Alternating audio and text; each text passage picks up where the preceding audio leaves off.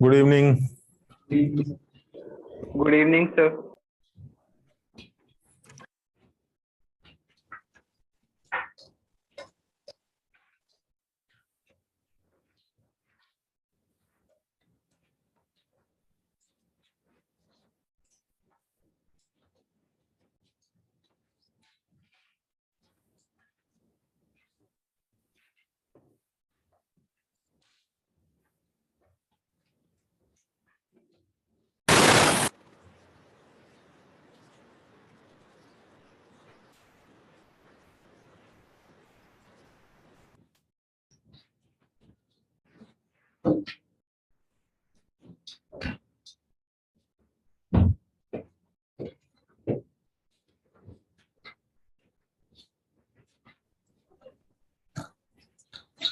हाँ भाई, आवाज आ रही है?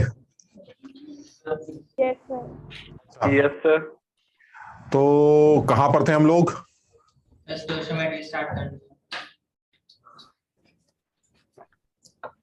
लास्ट क्लास में किया क्या था?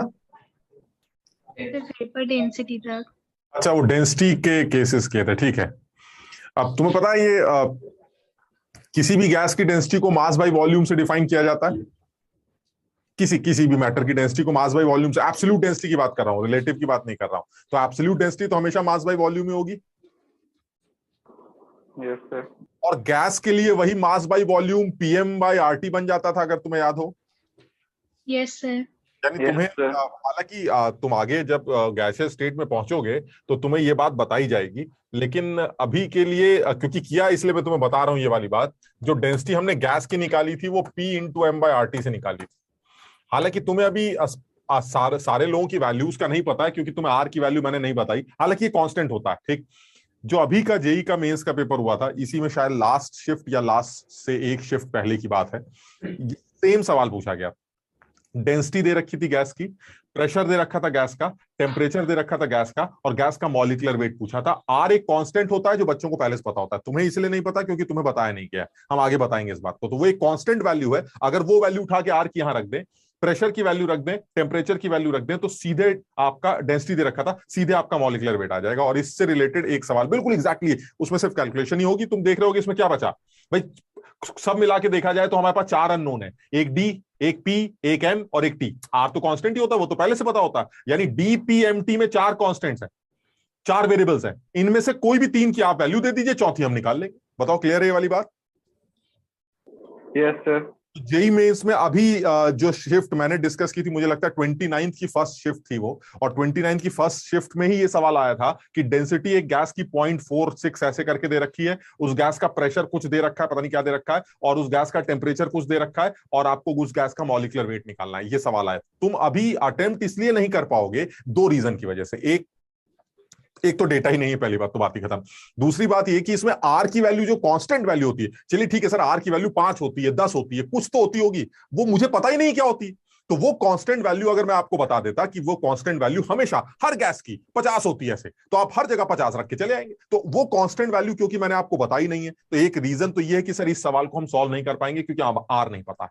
दूसरा एक वजह और हो सकती, जो प्रेशर दे रखा था उन्होंने, वो प्रेशर एटीएम में नहीं दे रखा था, वो प्रेशर उन्होंने एमएमएचजी में दे रखा था, 100 एमएमएचजी। अब आपको एक चीज और सिखानी रह गई है कि वो एमएमएचजी को आप एटीएम में कैसे कन्वर्ट करते हैं। हम गैसियस स्टेट में सारी बातें सीख लेंगे।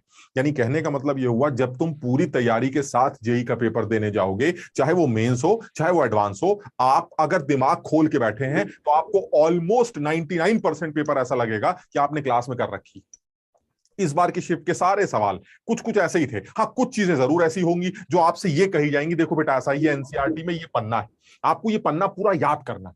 अगर आप इसको अच्छी तरह से अंडरलाइन कर करके ध्यान से याद कर लेंगे तो आपका मजा काम ही चल जाए।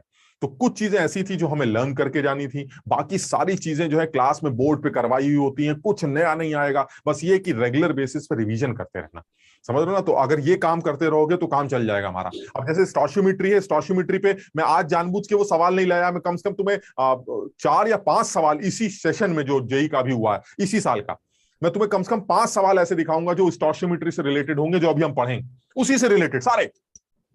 लेकिन मैं इसलिए नहीं लाया क्योंकि आज हम सिर्फ पढ़ेंगे तो उन सवालों को अभी से दिखाने का फायदा नहीं। नेक्स्ट जो क्लास होगा हमारा, उस क्लास में आज हम समझ लेंगे स्टोशियोमेट्री को थोड़ा थोड़ा, और उसके बाद नेक्स्ट क्लास में उन 5 सवालों 4 सवाल जो भी होंगे, मैं देखूंगा कितने, सब तुम्हारे सामने रखूंगा। सारे तुम्हें लगेंगे अरे ये तो वैसे ही था, ये तो वैसे ही था, ये तो कराया हुआ है, बस किसी में कैलकुलेशन है, किसी में थोड़ी सी कैलकुलेशन है, किसी में ज्यादा कैलकुलेशन है, बस इतना फर्क।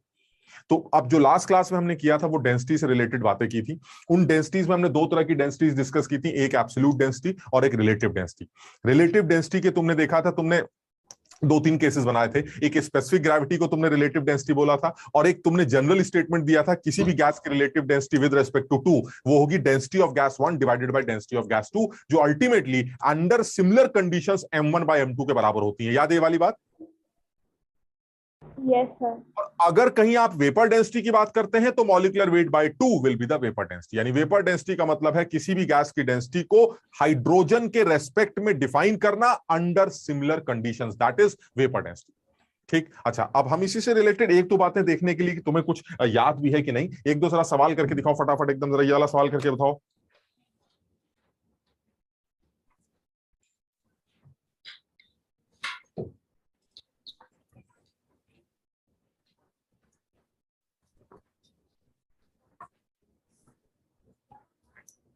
Seven 7.5 litre of a particular gas at STP, तुम्हें बताया था मैंने। अच्छा, एक चीज देखते, तुम्हें मेरी वो वाली बात याद है कि नहीं, क्योंकि वो ज्यादा इंपॉर्टेंट। वेपर डेंसिटी जब भी निकालनी होगी एक चीज चाहिए ही चाहिए होगी, चाहे जैसे लाओ, बताओ क्या? Molecular weight. शाबाश, कुछ कर लो सर, आपको जो सवाल बनाना बना लीजिए, दाएं बाएं बकवास मुश्किल आसान जो करना है कर लीजिए, जब तक मेरा आंसर, मुझे अगर वेपर डेंसिटी निकालनी है तो मुझे लिखना पड़ेगा Vd is equal to m molecular weight divided by 2, ये मुझे लिखना पड़ेगा। दैट मींस मुझे मॉलिक्यूलर वेट पता होना चाहिए, तभी मैं Vd निकाल पाऊं। अब आपने जो दे रखा है मुझे नहीं पता आपने क्या बकवास की है, मुझे एक चीज पता है, जो दे रखा है उससे मॉलिक्यूलर वेट अगर ना आया तो आंसर नहीं आ सकता, बात खत्म। इसका मतलब है मुझे मॉलिक्यूलर वेट आपने इनडायरेक्टली इस एक लाइन से दे रखा है, और ये इस तरह की बात हमने पहले भी की थी। आप देखिए एसटीपी पर अगर कोई 7.5 लीटर गैस हो और उसका वेट 16 ग्राम हो एसटीपी पर, तो तुमने एसटीपी के बारे में क्या याद किया था कि अगर कोई गैस 22.4 लीटर होती है, अगर कोई गैस 22.4 लीटर होती है एसटीपी पे, तो फिर वो 1 मोल होती है। बताओ समझे बात? और उस 1 मोल का जो वेट है वो उस गैस का मॉलिक्यूलर वेट होता है, ये भी ठीक है। यानी अगर कोई गैस 22.4 लीटर एसटीपी पर होती तो उसका जो भी वेट होता वो उसके 1 मोल का वेट होता, जिसको आप मॉलिक्यूलर वेट कहते हैं। लेकिन सर यहां तो 7.5 लीटर गैस है एसटीपी पर, उसका वेट 16 है। अच्छा, तो अगर 7.5 का 16 है तो 22.4 का कितना होगा, निकाल पाएंगे यूनिटरी मेथड से? वो जो वेट होगा वो 1 मोल का वेट होगा, और 1 मोल का वेट मॉलिक्यूलर वेट होता है। यानी कहने का मतलब ये हुआ, इस सवाल को भी आसानी से किया जा सकता है, बस इतनी सी बात ध्यान रखनी थी। अगर 7.5 लीटर का वेट 16 ग्राम है तो फिर 1 लीटर का, भाई यूनिटरी मेथड लगा रहा हूं, 1 लीटर का वेट 16/7.5 ग्राम होगा। और अगर यही गैस 22.4 लीटर एसटीपी पर होती तो इसका वेट 16/7.5 इंटू 22.4 ग्राम होता। लेकिन सर आपने बताया था कि एसटीपी पर 22.4 लीटर एट एसटीपी का मतलब होता है 1 मोल। बताओ समझे? और 1 मोल का वेट मॉलिक्यूलर वेट होता है कि नहीं? This is molecular weight. आ गया मॉलिक्यूलर वेट, इसको 2 से डिवाइड कर दो, आंसर आ गया। बताओ समझे सब लोग? यानी ये जो वेट आपने निकाला है, this is the weight of 1 mole of the gas, and vapour density that is Vd it is equal to molecular weight divided by 2। Molecular weight आप यहां से निकाल लीजिए, तो कुछ आ रहा है क्या? मेरे ख्याल से 3 कुछ आएगा, और 48 बाई, ऑलमोस्ट 48 बाई ले लेते हैं, ऑलमोस्ट कुछ 40 कितना आएगा ये? हाँ 48 के आसपास ही आएगा ना? Yes sir. हाँ, तो 48/2 आंसर आ गया 24, खत्म। लेकिन ये देखो फिर वही वाली बात आती है, सवाल करना इतना इंपॉर्टेंट नहीं है यार, इससे ज्यादा इंपॉर्टेंट है कि आप इस बात को समझें कि स्टैंडर्ड टेम्परेचर प्रेशर कंडीशन पर अगर कोई गैस है तो उस गैस के 22.4 लीटर का मतलब 1 मोल होता है, और उस 22.4 लीटर का जो वेट होगा वो एक्चुअली 1 मोल गैस का वेट होगा, और 1 मोल गैस के वेट को मॉलिक्यूलर वेट कहा जाता है। अगर मैं यहां से ये एक वर्ड हटा दूं एसटीपी, तो ये सवाल आप कोई नहीं कर सकता। क्यों? क्योंकि सर अगर ये एसटीपी नहीं है तो मैं ये नहीं कह सकता कि 7.5 लीटर का अगर वेट 16 ग्राम है तो 22.4 का वेट जो है वो उसके मॉलिक्यूलर वेट के बराबर होगा। क्यों? क्योंकि गैस स्टैंडर्ड टेम्परेचर कंडीशन पर नहीं। अगर मेरी गैस स्टैंडर्ड टेम्परेचर कंडीशन पर है, उस केस में मेरे गैस के 22.4 लीटर का जो भी वेट होगा वो उस गैस का मॉलिक्यूलर वेट होगा। इस बात को सब लोग लिख ले, हमने इससे रिलेटेड एक सवाल पहले भी किया था। At STP the weight of 22.4 liter of a gas is known as molecular weight of that gas. उस गैस का मॉलिक्यूलर वेट बोला जाएगा। क्यों? क्योंकि 22.4 लीटर का मतलब है एट एसटीपी, ये ध्यान रखना, एट एसटीपी 22.4 लीटर का मतलब है 1 मोल, और 1 मोल के वेट को मॉलिक्यूलर वेट कहा जाता है। क्लियर है? ये वाली बात याद रखोगे सब लोग। किसी को कोई चीज पूछनी पूछ सकता है।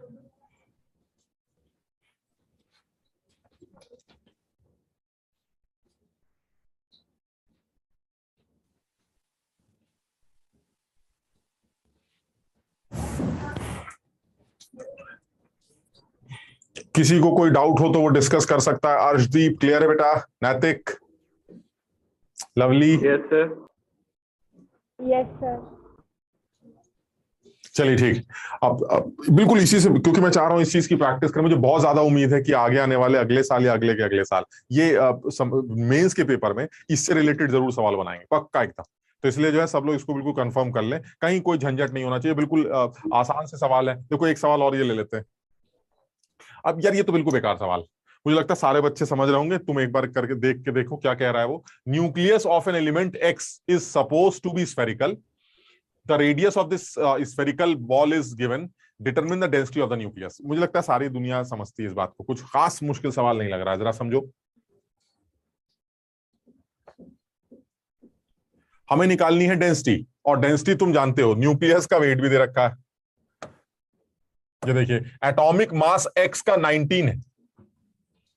एक्स का एटॉमिक मास अगर 19 है तो ये तो एक एटम का मास है यार, और एटम में तो इलेक्ट्रॉन्स भी होते हैं। लेकिन क्या बताया गया है? नहीं नहीं नहीं सर, इलेक्ट्रॉन्स को काउंट मत किया करिए। इलेक्ट्रॉन्स का mass with respect to protons neutrons काफी कम होता है, तो एटम का जो भी मास है वो एक्चुअली न्यूक्लियस का मास है। बताओ समझे? क्लियर है ये? तो इसका मतलब ये हुआ कि आपको न्यूक्लियस का मास दे रखा है। चलिए ठीक है, मास ऑफ न्यूक्लियस। अच्छा जल्दी से कोई बताएगा यूनिट क्या होगी? 19 के आगे क्या लिखें? ग्राम, किलोग्राम, कुंटल, क्या लिखें? सोच के जवाब देना एक बार में। ग्राम। एटम के न्यूक्लियस, इसके अंदर तो प्रोटॉन और न्यूट्रॉन होंगे सिर्फ, और प्रोटॉन न्यूट्रॉन के एक प्रोटॉन न्यूट्रॉन को क्या कहते हैं? न्यूक्लियॉन। और न्यूक्लियॉन का वेट क्या होता है? 1U।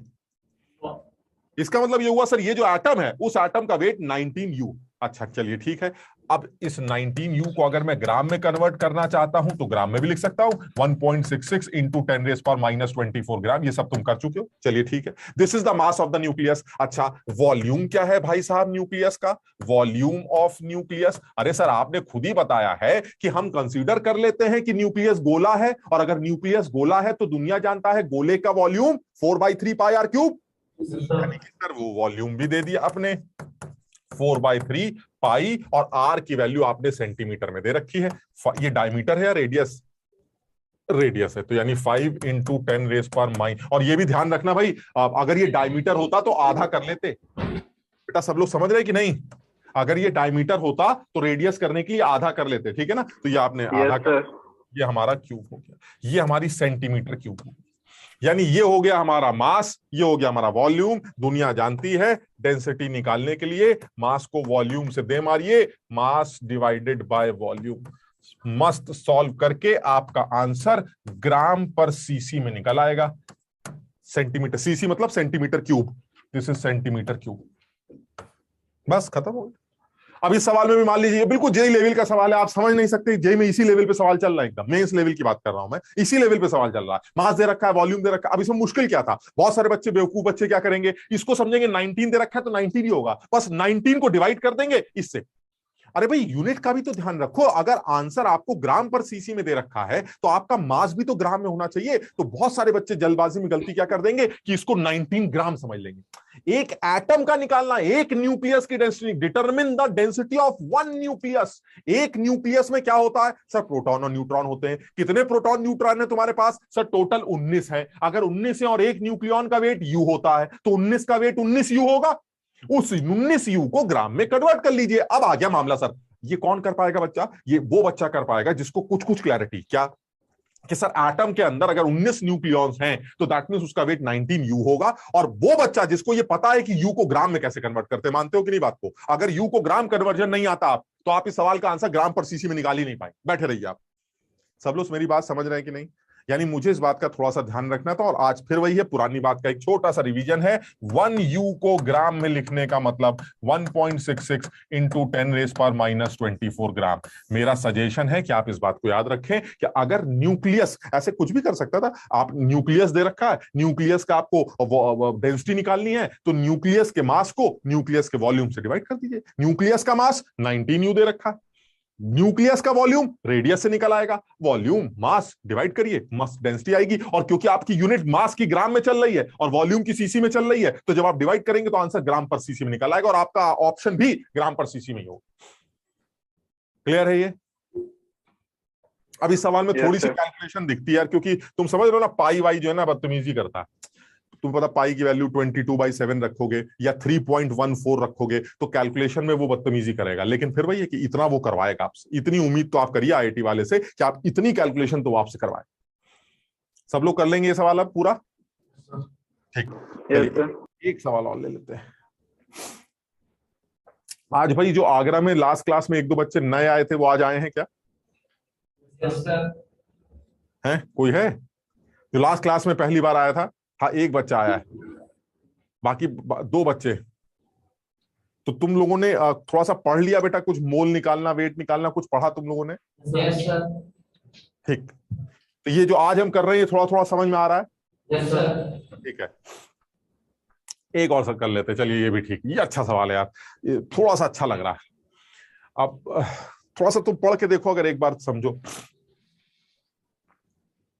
Density of mercury vapour with respect to air is 6.92।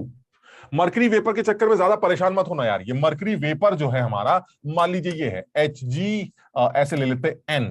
मैं इसलिए इसको Hgn लिख रहा हूं। n मतलब Hg2 भी हो सकता है, Hg1 भी हो सकता है, Hg3 भी हो सकता है। ये एक मॉलिक्यूल है, मैं इसलिए लिख रहा हूं क्योंकि बाद में मुझे यही बताना भी है। देखिए आप, एटॉमिसिटी ऑफ मर्करी। एटॉमिसिटी का मतलब है एक मरकरी में कितने एटम्स है मरकरी के। याद है एटॉमिसिटी का मतलब? एक मॉलिक्यूल में जितने एटम्स होते हैं उसी को एटॉमिसिटी कहते हैं। तो मुझे नहीं पता सर मरकरी के कितने एटम मरकरी के अंदर होते हैं, यानी मरकरी के एक मॉलिक्यूल में मरकरी के कितने एटम्स होंगे मुझे नहीं पता। तो मैंने एक जनरल मान लिया Hgn। अब ये Hg1 भी हो सकता है, या Hg2 भी हो सकता है, या Hg3 भी हो सकता है, कुछ भी हो सकता है। ठीक है, तो मैंने जनरल स्टेटमेंट ले लिया कि मर्करी वेपर्स को आज से मैं Hgn के नाम से जानता हूं। चलिए ठीक है, ये मेरी मर्करी वेपर्स हैं और मुझसे ये कहा गया है कि इन मर्करी वेपर्स की जो रिलेटिव डेंसिटी है विद रेस्पेक्ट टू एयर वो 6.92 है। अब तुम याद करो जरा, रिलेटिव डेंसिटी के बारे में क्या बताया गया था? रिलेटिव डेंसिटी के बारे में बताया गया था density of one, that is mercury vapours, divided by density of air. बताओ मेरी बात समझ में आई? This is relative density. और तुम्हें यह भी बताया गया था अंडर सिमिलर कंडीशंस। हालांकि सवाल में नहीं दे रखा है, लेकिन क्या बताया था? अगर कुछ नहीं कंडीशंस दे रखी हैं तो क्या मानना पड़ेगा? Condition similar. और अगर कंडीशन सिमिलर है तो ये m1/m2 होगा। याद है सब लोगों को? यानी density of gas 1 divided by density of gas 2 will be equal to, under similar condition, it is the molecular weight of Hgn divided by molecular weight of air. और वो आपको एयर का मॉलिक्यूलर वेट 29 दे रखा है। यहां तक clear है सब लोगों को? Yes sir. And this relative density is given as 6.92 in the question.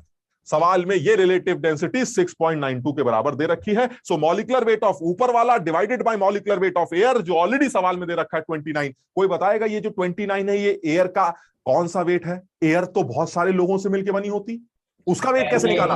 Average molecular weight है सर। वो आपने बताया था कि जब एक से ज्यादा गैसेस का मॉलिक्यूलर वेट निकालना होता है तो उसका एवरेज लेना पड़ता है। Moles of 1 into molecular weight of 1 plus moles of 2 into molecular weight of 2 upon moles 1 plus moles 2, याद है ये लोगों को एवरेज मॉलिक्यूलर वेट।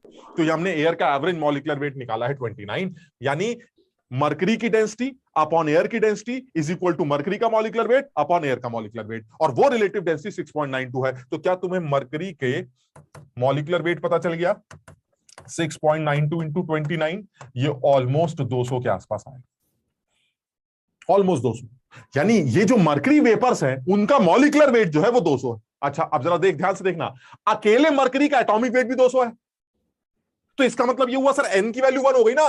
नहीं समझे बात? अपने आप अगर लगाओ जरा भाई, अकेले मरकरी का जो मॉलिक्यूलर वेट है वो भी 1,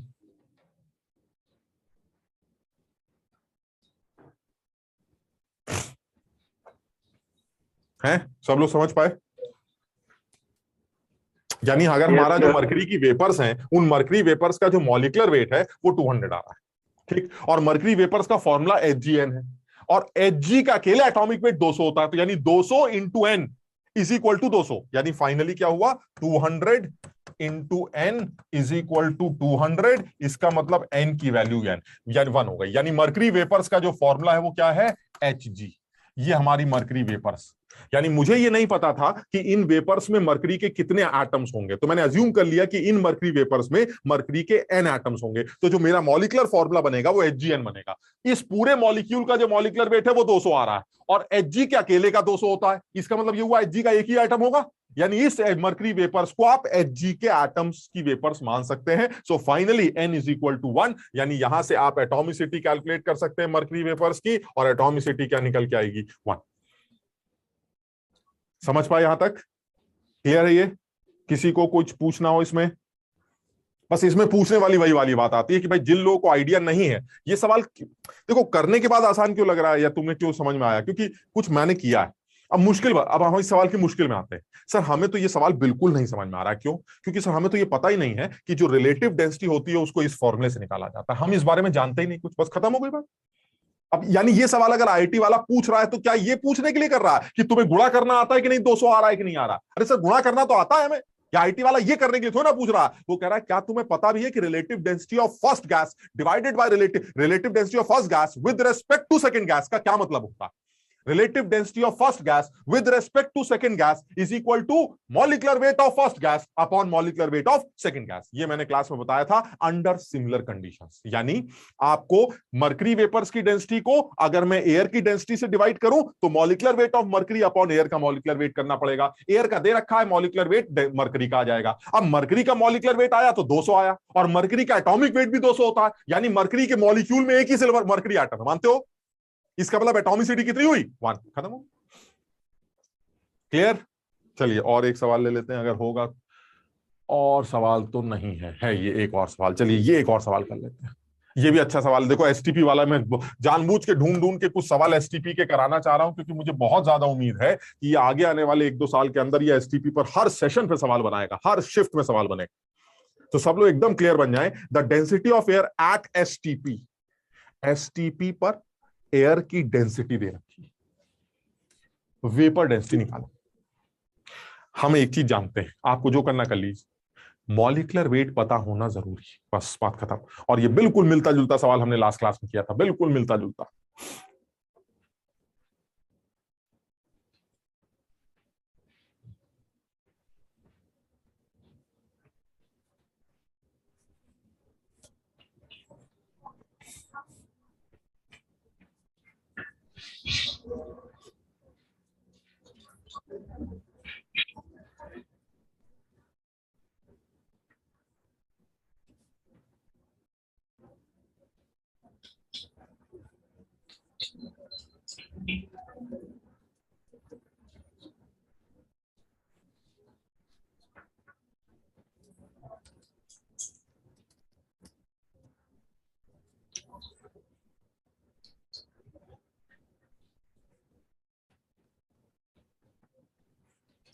वेपर डेंसिटी लाने के लिए क्या चाहिए हमें?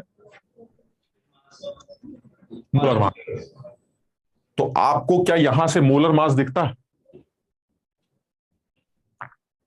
कोई बताएगा डेंसिटी का क्या मतलब होता है? मैंने बताया था लास्ट क्लास में, अगर किसी चीज की डेंसिटी 0.001293 ग्राम पर ml है तो इसका क्या मतलब हुआ? सर 1 ml सॉल्यूशन का वेट 0. सोल्यूशन नहीं है, नहीं सोल्यूशन नहीं है, ये गैस है। 1 ml एयर का वेट हमें गिवन है 0.00 एट एसटीपी, यही हुआ मतलब, यानी इस गैस के 1 ml का जो वेट होगा एसटीपी पर वो इतना होगा। तो अगर 1 ml का वेट आ गया तो 22,400 ml का वेट भी आ जाएगा, वही मोलर वेट होगा, खत्म।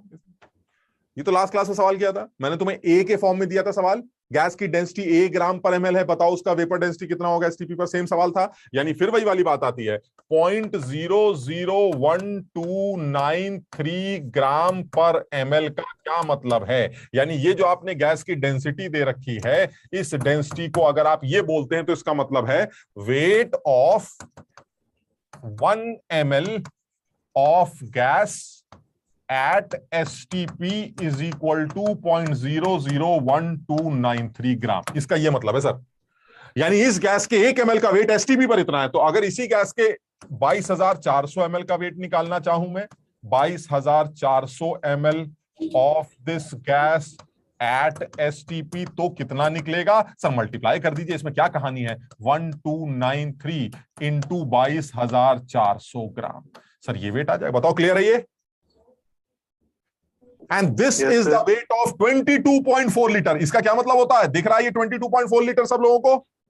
और अभी मैंने लिखवाया था कि एसटीपी पर 22.4 लीटर का जो भी वेट होगा वो क्या होगा, उसका molecular weight. So this will be the molecular weight of the gas. निकल आई vapour density. So vapour density is equal to molecular weight, that is 0.001293 into 22,400 divided by 2। ये आपका आंसर होगा। इसको सॉल्व कर लेंगे। तो इस सवाल में मुझे लगता है कि जो भी कहानी है, एक तो ये कॉन्सेप्ट की है, जो छोटा सा कॉन्सेप्ट है, मैं फिर वही बोलूंगा, इस सवाल में अगर ये एसटीपी छुपा दिया जाए तो इस सवाल को कोई नहीं कर सकता, क्योंकि अगर ये एसटीपी पर नहीं है तो आप ये नहीं कह सकते कि 22.4 लीटर का जो भी वेट होता है वो मॉलिक्यूलर वेट होता है। 22.4 लीटर का जो भी वेट होता है वो मॉलिक्यूलर वेट तब होता है जब गैस एसटीपी पर, यानी स्टैंडर्ड टेम्परेचर प्रेशर कंडीशन पर 0 डिग्री गैस का टेम्परेचर होना चाहिए और 1 atm उसका प्रेशर होना चाहिए। तब उस केस में गैस का जो भी मास होगा, 22.4 लीटर का जो भी मास होगा, that will be the molecular weight of the gas, because that times gas is 1 मोल। सब लोग समझ लो भाई।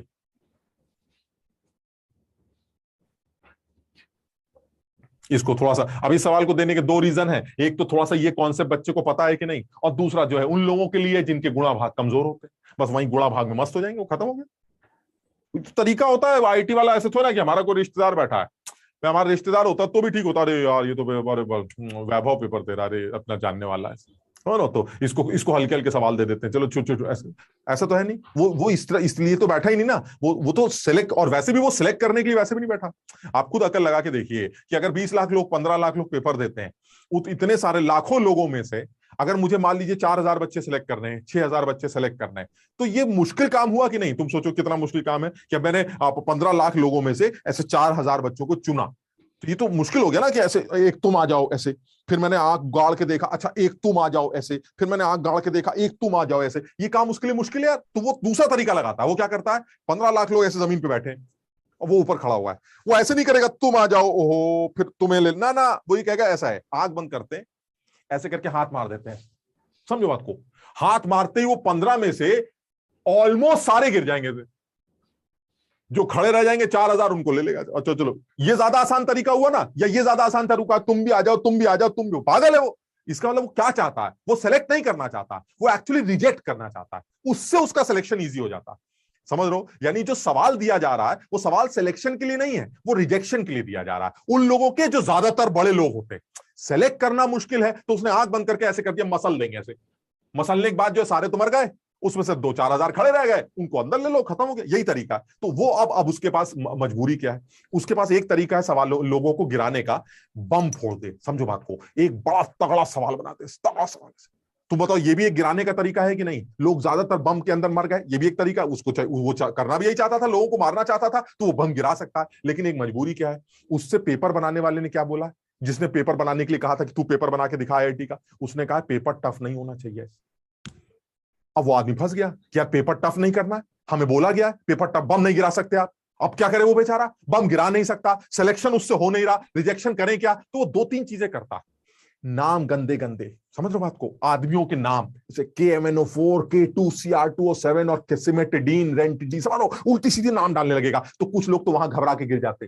ठीक, दूसरा तरीका क्या आता है, ये गंदे नाम, कैलकुलेशन देख रहे हैं आप, कैलकुलेशन ये तुम्हें नहीं लगता इस सवाल को 0.001293 की जगह 0.001 भी दे सकते थे?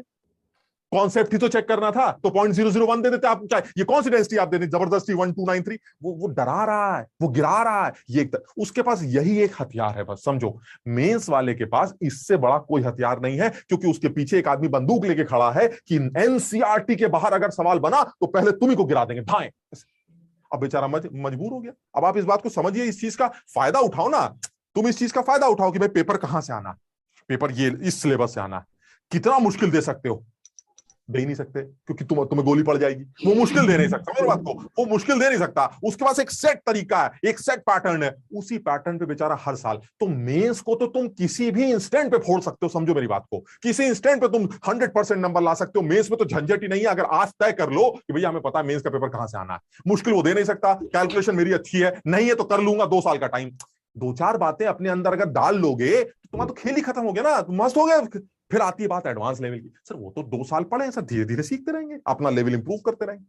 तो ये जिन बच्चों के अंदर एक अलग सा कॉन्फिडेंस आ जाए ना कि यार करना मुश्किल नहीं है, ये सिर्फ देखने में मुश्किल लग रहा है, ये लोग जो है ना अगल बगल आके तो बड़ा मुश्किल हो, ये उन लोगों की कहानी है, हमारे अंदर ये जज्बात नहीं आते, ये मुश्किल ना हमें समझ में आता सर, बिल्कुल सीधा चल रहा है एकदम मामला, कहीं कोई झंझट होता ही नहीं। बेकार की बातें मत करिए, जो भी आके तुमसे कहे अरे बड़ा मुश्किल, ये उसको बाहर निकालो भाई। मैंने एक कहानी, तुमने पता नहीं यूट्यूब पे कभी देखते हो कि नहीं, कभी यूट्यूब पे सर्च करना, मेरे नाम से सर्च करना, तो कुछ एक आध कहानियां मैं उसमें सुनाता हूँ। एक कहानी सुनाई थी मैंने, उसमें एक बच्चे को 2 दोस्त खेल रहे होते हैं, एक बड़ा बच्चा होता है, एक छोटा बच्चा होता है। ऐसे जल्दी से खत्म करते नहीं, टाइम वेस्ट होगा। एक बड़ा बच्चा होता है, एक छोटा बच्चा होता है। अब क्या होता है, खेलते खेलते बड़े अच्छे दोस्त होते हैं, मतलब उम्र में बड़ा फर्क है, लेकिन एक तगड़ा बच्चा है, लंबा चौड़ा, एक छोटा सा बच्चा है, फिर भी दोस्त होते हैं बड़े अच्छे। तो गांव के बाहर जो है सन्नाटे में कहीं ऐसे बॉल से खेल रहे होते हैं जैसे, अब वो बॉल जो है वो कुएं में गिर जाती है। अब वो बॉल कुएं के चक्कर में वो जो बड़ा वाला लड़का होता है वो भी कुएं के अंदर गिर जाता है बॉल को निकालने के चक्कर में। अब वो जो पिद्दू सा है, छोटा सा दोस्त उसका, अब वो बेचारा मजबूर एकदम, उससे कहा, समझ लो बात को, बड़ा मुश्किल हो गया। उसने सोचा मेरा दोस्त, और वो दोस्त था मेरा, मैं छोड़ नहीं सकता। तो उस बेचारे ने जो है, कहीं से, कोई था ही नहीं आसपास, सन्नाटा एकदम, अब कहीं से बाल्टी बुल्टी लेके अपना पता नहीं कैसे करके पसीने पुसीने करके, अब पता नहीं निकाला नहीं निकाला, लेकिन वो दोनों लोग बाहर आए, है ना। बाहर आके वो गांव में गए, तो गांव में लोगों को कहानी सुनाई उन्होंने कि भाई ऐसा है, वो मेरा दोस्त गिर गया था ऐसे ऐसे, और मैंने जो है उसको बाहर निकाला। तो सब लोग हंसने लगे, पागल हो क्या तुम, इतने से हो तुम, है उसको बाल्टी कैसे निकाल। अब कोई यकीन ही नहीं कर रहा। तो एक बुढ़ऊ जो थे, एक बूढ़े जो गांव में होते, वो उसकी बात मान लेते हैं, कहते नहीं तुमने कर लिया होगा, तुमने, मैं मानता हूं बेटा तुमने कर लिया होगा। अब देखो इस कहानी के पीछे इसके पीछे ऐसे मत जाओ कि सर इतने छोटा बच्चा निकाल ही नहीं सकता, आप झूठ बोल रहे हैं। तुम इस तरह से मत जाओ, इस तरह से जाओ कि अगर निकाल लिया है उसने, ठीक, तो वो तब तो बिल्कुल नहीं निकाल। अब तुम ये बताओ उसको, उस बच्चे को जब वो उससे बाल्टी से खींच के निकाल रहा होगा, उस टाइम पर उसके लिए ज्यादा अच्छा क्या था, अगर उसी आसपास कोई एक गांव का एक आदमी होता, सोचो, समझ लो, एक मजबूत आदमी होता, तो उस बच्चे के लिए फायदा नहीं हो जाता कि वो मजबूत आदमी उसकी हेल्प कर देता, समझ लो। लेकिन तुम ये बताओ, मजबूत आदमी उसकी हेल्प तो कर देता, लेकिन सबसे पहला स्टेटमेंट क्या होता उस मजबूत आदमी का, बताओ। सबसे पहला उस छोटे बच्चे से क्या बोलता, सबसे पहले कहता तुम हटो, तुमसे नहीं होगा। तो और सोचो वहां मजबूत आदमी नहीं, फिर वो बच्चा निकाल के ले आया। समझो मैं क्या समझाना चाह रहा हूं, मैं समझाना चाह रहा हूं वो जो बगल वाला आदमी होता है ना, वो हमेशा एक ही स्टेटमेंट देता है, तुमसे नहीं होगा, तो तुमसे नहीं, तुम नहीं कर पाओ। और जब वो नहीं होता है तो वो निकाल लाता है। मेरी बात समझ लो कि नहीं? अब मुझे नहीं पता वो निकाल पाया नहीं निकाल पाया, बट एक्चुअली सेंस क्या है इस कहानी का, सेंस ये कि हमारे आसपास के सारे तरफ का माहौल एक ही होता है। सिर्फ अगर माँ बाप को छोड़ दिया जाए, एक आधे गंदे दोस्त जो अच्छे, मतलब गंदे मतलब जो एक आधे अच्छे दोस्त होते हैं ठीक ठाक से, अदरवाइज पूरी जमात जो होती है आसपास सिर्फ एक ही काम करने के लिए बैठी होती है, तुमसे नहीं होगा, ना ना ना, मुश्किल होता भाई, पागल हो गया ऐसे इतने से, सिर्फ एक ही का। अगर तुम्हारे जीवन में इन लोगों को तुमने अवॉइड कर दिया तो ये 2 साल बाद मस्त बाहर निकल के आ जाओगे, कोई झंझट नहीं होगा। अदरवाइज तुम्हें ऐसा लगेगा कि आसपास वो खड़ा है, मजबूत आदमी है, वो एक मजबूत, वो सिर्फ एक ही काम करने के लिए है, वो तुम्हारी मदद, तुम्हें लग रहा है तुम्हारी मदद कर रहा है, एक्चुअली काम उसने किया है, वो बच्चे को बाहर निकाल ले जाएगा, लेकिन तुमको एक ही कह के किनारे कर दो, तुमसे नहीं होगा, तुम क्या रहे हो। अरे भाई मुझे नहीं चाहिए अपनी लाइफ में इस तरह के एक भी आदमी जो मुझसे ये कहता रहे कि तुम पीछे हो जाओ, तुम पीछे हो जाओ, तुमसे नहीं हो पाएगा ना। इसलिए सब लोग इस बात का ध्यान रखें, करना सब लोगों को खुद से ही, समझ लो। आसपास ऐसा एक भी नेगेटिव आदमी दिखे, इसी कमरे में भी दिखे, तुम जिस कमरे में बैठे हो, तो भी उसको बाहर निकालो, बस तुमसे नहीं होगा, तुम निकलो, हमसे हो जाएगा। यानी जब तक आपके अंदर ये फीलिंग नहीं आएगी तब तक आप नहीं करें। इसलिए सब लोग एक सबसे पहला, क्योंकि अभी तो क्लासेस स्टार्ट ही हुई, तो सबसे पहले अपने अंदर एक चीज तो बना लो, हम ही से होगा और किसी से नहीं होगा। अगर हमसे नहीं हुआ फिर तो किसी से नहीं होगा, ये क्लियर। जब तक ये फीलिंग नहीं आएगी तब तक सिलेक्शन भी नहीं होगा, समझ लो ना। तो इसलिए आसपास वालों की बात सुना चलो, और वो आसपास में ऐसा भी नहीं है क्योंकि आदमी होगा, कभी कभी अपने अंदर से भी आवाजें निकलती हैं, अरे नहीं कर पाओगे। क्यों क्यों नहीं कर पाएंगे? 2 साल, समझ लो बात को, 700-800 दिन। अगर कोई बच्चा रेगुलरली 4-5 घंटे 6 घंटे पढ़ रहा, अरे तो और क्या पढ़ना है यार? कोई तुम्हें कोई रोबोट थोड़ी ना बनाना है, यही फिजिक्स केमिस्ट्री मैथ्स पढ़नी है, बताइए क्यों नहीं कर पाएंगे? आप नहीं कर, लल्लू है आप नहीं कर पाएंगे तो बेवकूफ है, फिर आप लाइफ में कुछ नहीं कर पाएंगे। बात समझ लो, अगर आप ये नहीं कर पाएंगे तो आप कुछ नहीं कर पाएंगे। इसलिए सब लोग इस तरह से हिम्मत से काम लो। थोड़ा सा टफ लगेगा शुरू में, इसलिए भी लगेगा क्योंकि 10th के बाद 11th में जब आते हैं तो मुश्किल लगता है, क्योंकि तुम देख ही रहो 10th में ऐसा कुछ होता ही नहीं, अपना घोट काट के अपना आदमी वो इस अंडा सड़ रहा है, केमिकल रिएक्शन हो रही है कि फिजिकल रिएक्शन हो रही है कि केमिकल प्रोसेस है कि रिवर्सिबल प्रोसेस है, वही बदतमीजी चलती है। अंडा सड़ रहा है, दूध उबल रहा है, लकड़ी जल रही है, बताइए केमिकल प्रोसेस है कि पढ़ा ना, इस तरह के सवाल आते हैं। लेकिन यहाँ तो खेलिए लगे, यहाँ तो वेपर टेस्टिंग की बातें चलती हैं, तो अजीब अजीब बातें चलती हैं। ठीक है सर, हम भी बड़े हो गए हैं, सिलेबस भी बड़ा हो गया है, थोड़ा सा टाइम लगेगा, एडजस्ट तो कर ही लेंगे। और अगर नहीं कर पाएंगे तो फिर कोई नहीं कर पाएगा, समझ रहे हो? तो सब लोग इस बात से हिम्मत से काम लो। और मैं इसलिए तुम्हें बार बार दिखा रहा हूं, मुझे तो पेपर देख के, मेंस के पेपर देख के इसलिए मजा आता है क्योंकि मुझे ऐसा लगता है यार ये तो हमारे पढ़ाने की जरूरत क्या है, बच्चा खुद ही कर ले, ये तो सब कुछ कर ले। लेकिन ये वही बच्चा कर पाएगा जो कॉन्फिडेंट हो। जो डरता रहेगा या जो ये सोचेगा कि यार मुश्किल होता है, वो नहीं कर पाए। मैंने जैसे बताया कि जेई के पेपर में जो सवाल आए थे, अब जितना तुमने अभी भी पढ़ा ना, उससे रिलेटेड भी इसी शिफ्ट में 2-3 सवाल आए थे। मैं वो दिखा दूंगा तुम्हें ढूंढ के, मैंने सारे पेपर्स बना रखे, तुम्हें ढूंढ के दिखा दूंगा। स्टोशियोमेट्री से रिलेटेड हर शिफ्ट में 1 या 2 सवाल आए, और वो सारे तुम्हारे सामने ही करके दिखा देंगे, एक भी नहीं छोड़ेंगे, और वो तुम सारे खुद भी कर लो, ठीक है ना? तो थोड़ा सा कॉन्फिडेंस के साथ करोगे कि सब हो जाए, ठीक है। अब जैसे ये वाला सवाल है, मुझे लगता है इस सवाल को बेवकूफ बनाने के लिए थोड़ा सा दे दिया बस, यहाँ थोड़ा सा कैलकुलेशन। और क्या ये कर नहीं सकते? ये कैलकुलेशन नहीं कर सकते क्या? मल्टीप्लिकेशन डिवीजन बचपन में नहीं सीखा तो करना है इसमें। ये तो तुम्हें खुश हो जाना चाहिए कि भाई चलो, लग रहा है 2-4 लोग गिर गए, मतलब इसको देखते तुम्हें लगना चाहिए ले लो 2-4 लोग गिर गए, सही है, साला गिर जाएंगे मारे, उनको कैलकुलेशन नहीं आती। तुम्हें देख के खुश हो जाना चाहिए, और दे देते, और मुश्किल सवाल दे देते ज्यादा अच्छा होता, और कैलकुलेशन दे देते ज्यादा अच्छा होता, और गिर जाते, समझ लो। लेकिन उसके लिए फिर ये ना हो कि हम भी गिर गए। हमारी कैलकुलेशन स्ट्रांग होनी चाहिए, इतनी स्ट्रांग होनी चाहिए कि अगर आपने छोटे मोटे गुणा भाग हम गलत कर ही नहीं सकते, फास्ट करेंगे, एक्यूरेट करेंगे। और इसके लिए तुम्हारे पास 2 साल, घर से, कमरे से कैलकुलेटर को बाहर करो, मोबाइल को बाहर करो, और आप मस्त टेबल पे बैठ के पढ़ाई करिए। अगर टेबल पर कैलकुलेटर या मोबाइल में से कुछ रखा है तो पढ़ाई नहीं हो रही, समझ लो ना। तो इस चीज का भी ध्यान देना पड़ेगा। चलिए खैर, अब देखो इसी में थोड़ा सा आगे बढ़ते हैं। चलिए एक और सवाल मिल गया, इसको भी खत्म कर लेते हैं। ये तो तुम कर सकते हो, इसका भी इस वेपर डेंसिटी से कोई लेना देना नहीं है, जल्दी से बता दो, क्योंकि बातें थोड़ी सी डेंसिटी से रिलेटेड कर रहे हैं, तो हमने सोचा एक डेंसिटी वाला सवाल और दे देते हैं। और ये शायद तुम जानते हो कि पानी की डेंसिटी 1 ग्राम पर ml 4 डिग्री सेंटीग्रेड पर मानी जाती है। अगर सवाल में ना भी बोलता तो भी आप 1 ग्राम पर ml ले लेते। तो इस सवाल में तो बड़ा आसान लग रहा है। वो कह रहा है कि यार डेंसिटी ऑफ वाटर दे रखी है, how many number of molecules present in 1 drop of water if एक ड्रॉप का वॉल्यूम 0.1 मिलीलीटर। यानी अगर एक ड्रॉप का वॉल्यूम 0.1 सेंटीमीटर क्यूब या मिलीलीटर, सब लोग इस बात का ध्यान रखेंगे, 1 सेंटीमीटर क्यूब को 1 मिलीलीटर भी कहा जाता है, जो कि 10⁻³ लीटर भी होता है। कुछ भी कन्वर्जन करना पड़ सकता है। तो इसका मतलब ये हुआ कि ये जो मेरे पास 0.1 सेंटीमीटर क्यूब है वॉल्यूम का, इसका हमें क्या निकालना, क्या है? पानी के मॉलिक्यूल्स निकालने। तो तुम बताओ, क्या इस ड्रॉप का मास नहीं निकल आएगा? डेंसिटी और वॉल्यूम की मदद से ड्रॉप का मास आ जाएगा। और ड्रॉप का मास किसकी वजह से? पानी के मॉलिक्यूल्स की वजह से। तो कितने पानी के मॉलिक्यूल्स है उसके अंदर, ये भी आ गया, खत्म हो गया सवाल। मास से मोल, मोल से नंबर ऑफ पार्टिकल्स, हो गया सवाल। क्लियर है? यानी सबसे पहले आप मास निकाल लीजिए, mass of a drop of water molecule.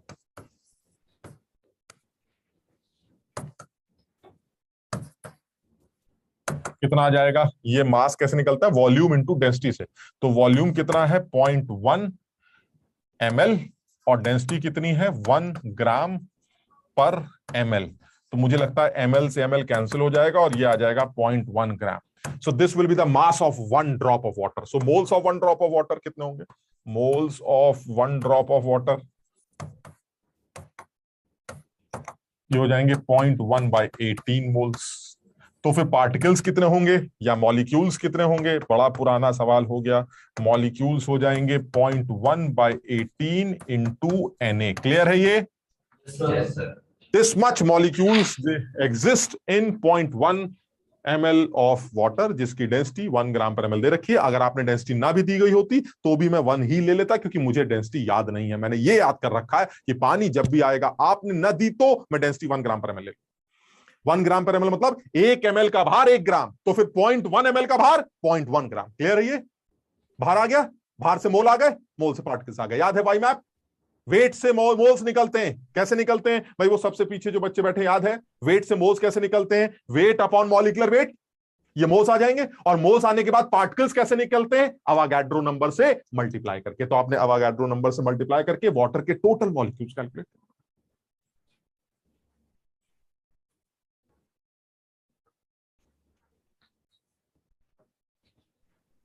ठीक है, आगे बढ़े। Yes, sir.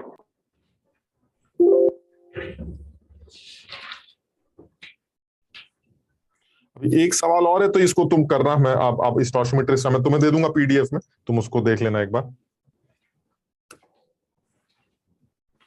अब मैं आता हूं स्टोशियोमेट्री पे,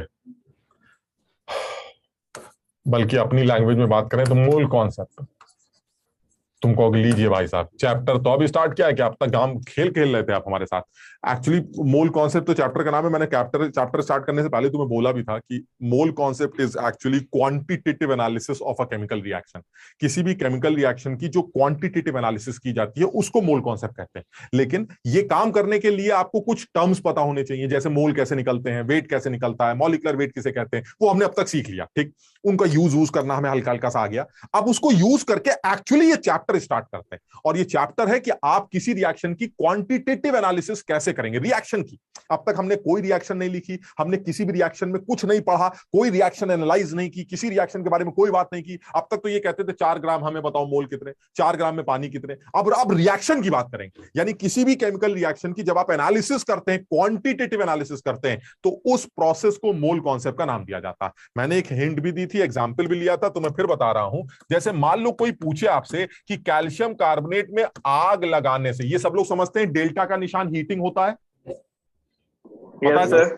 इनको नहीं पता है वो आज से इस बात को याद रखेंगे, दिस इज एक्चुअली हीटिंग। तो पूरी अंग्रेजी ना लिखकर कुछ लोग डेल्टा लिख देते हैं। तो अगर आप कैल्शियम कार्बोनेट में आग लगाएं तो कौन सी गैस निकलेगी? मान लीजिए ये सवाल आता है, कौन सी गैस निकलेगी?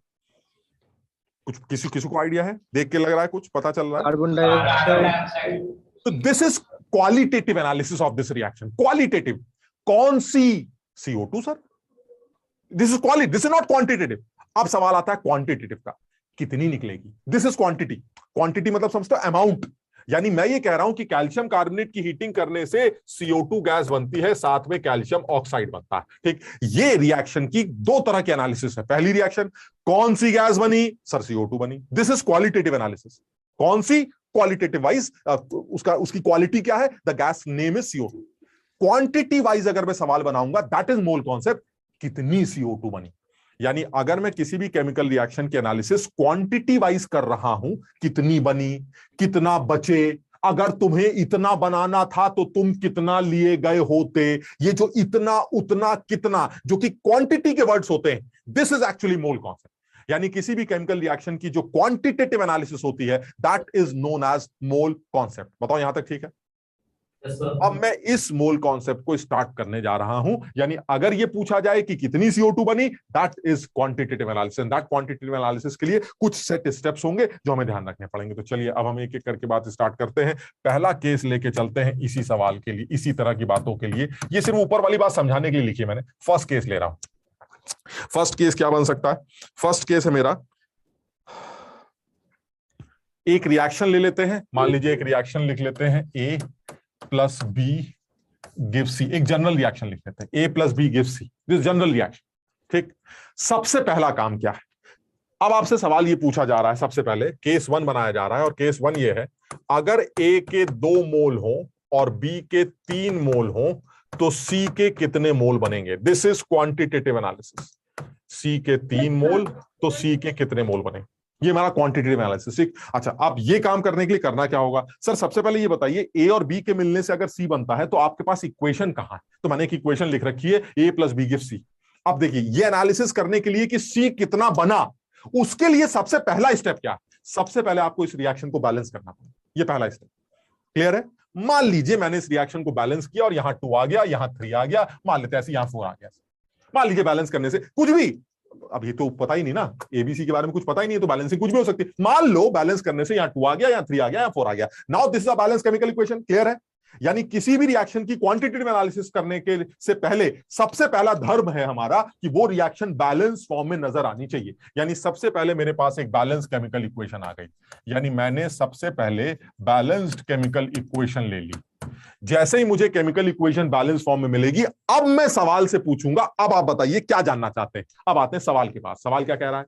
अगर ए के 2 मोल, तुम इस चक्कर में मत पड़ना कि ए के 2 मोल इसलिए लिए गए क्योंकि यहां 2 लिखा है, ना ना ना, 2 जो 2 और 3 लिखा गया है वो 2 और 3 तो कुछ और। 2 और 3 का मतलब क्या हुआ?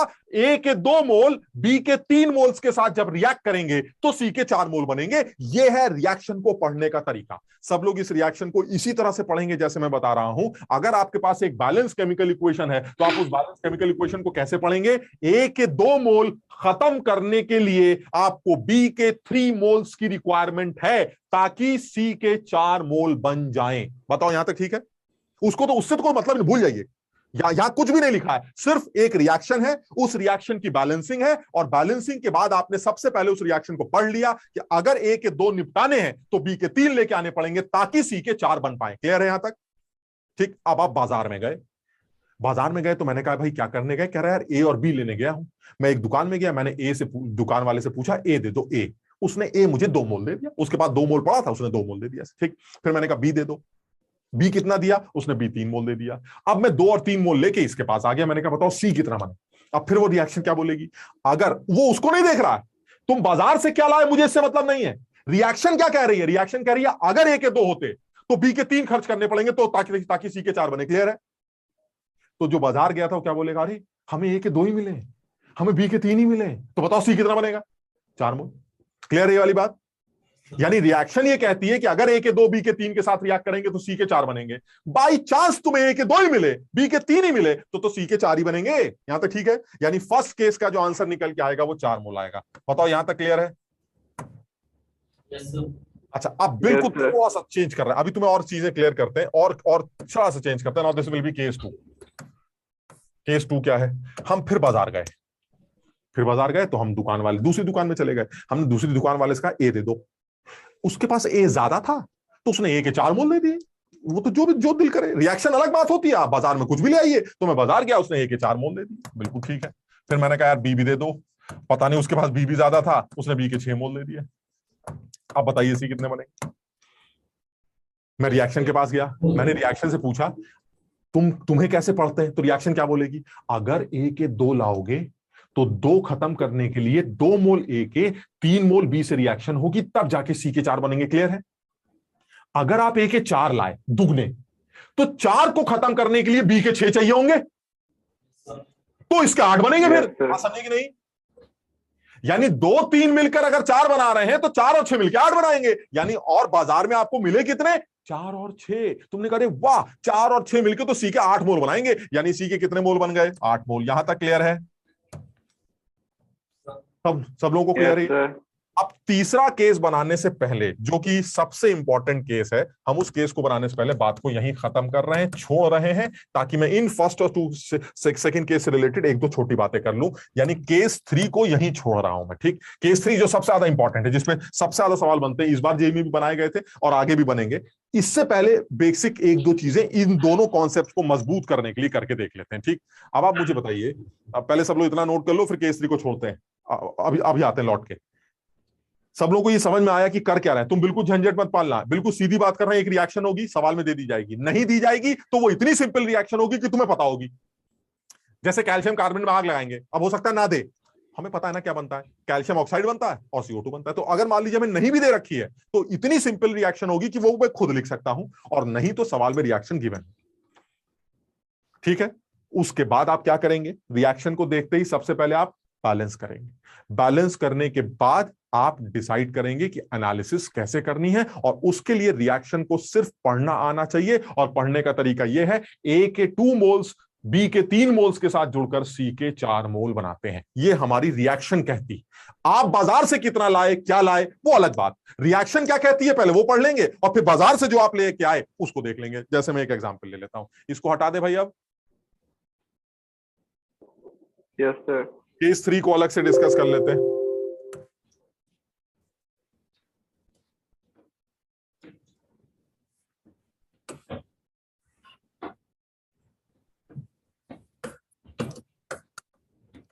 Find out the moles of CO2 formed during the heating of 30 gram of CaCO3। छोटी सी ना, तो सब लोग सोच के मुझे बताना, क्या ये क्वांटिटेटिव एनालिसिस का सवाल? Yes sir.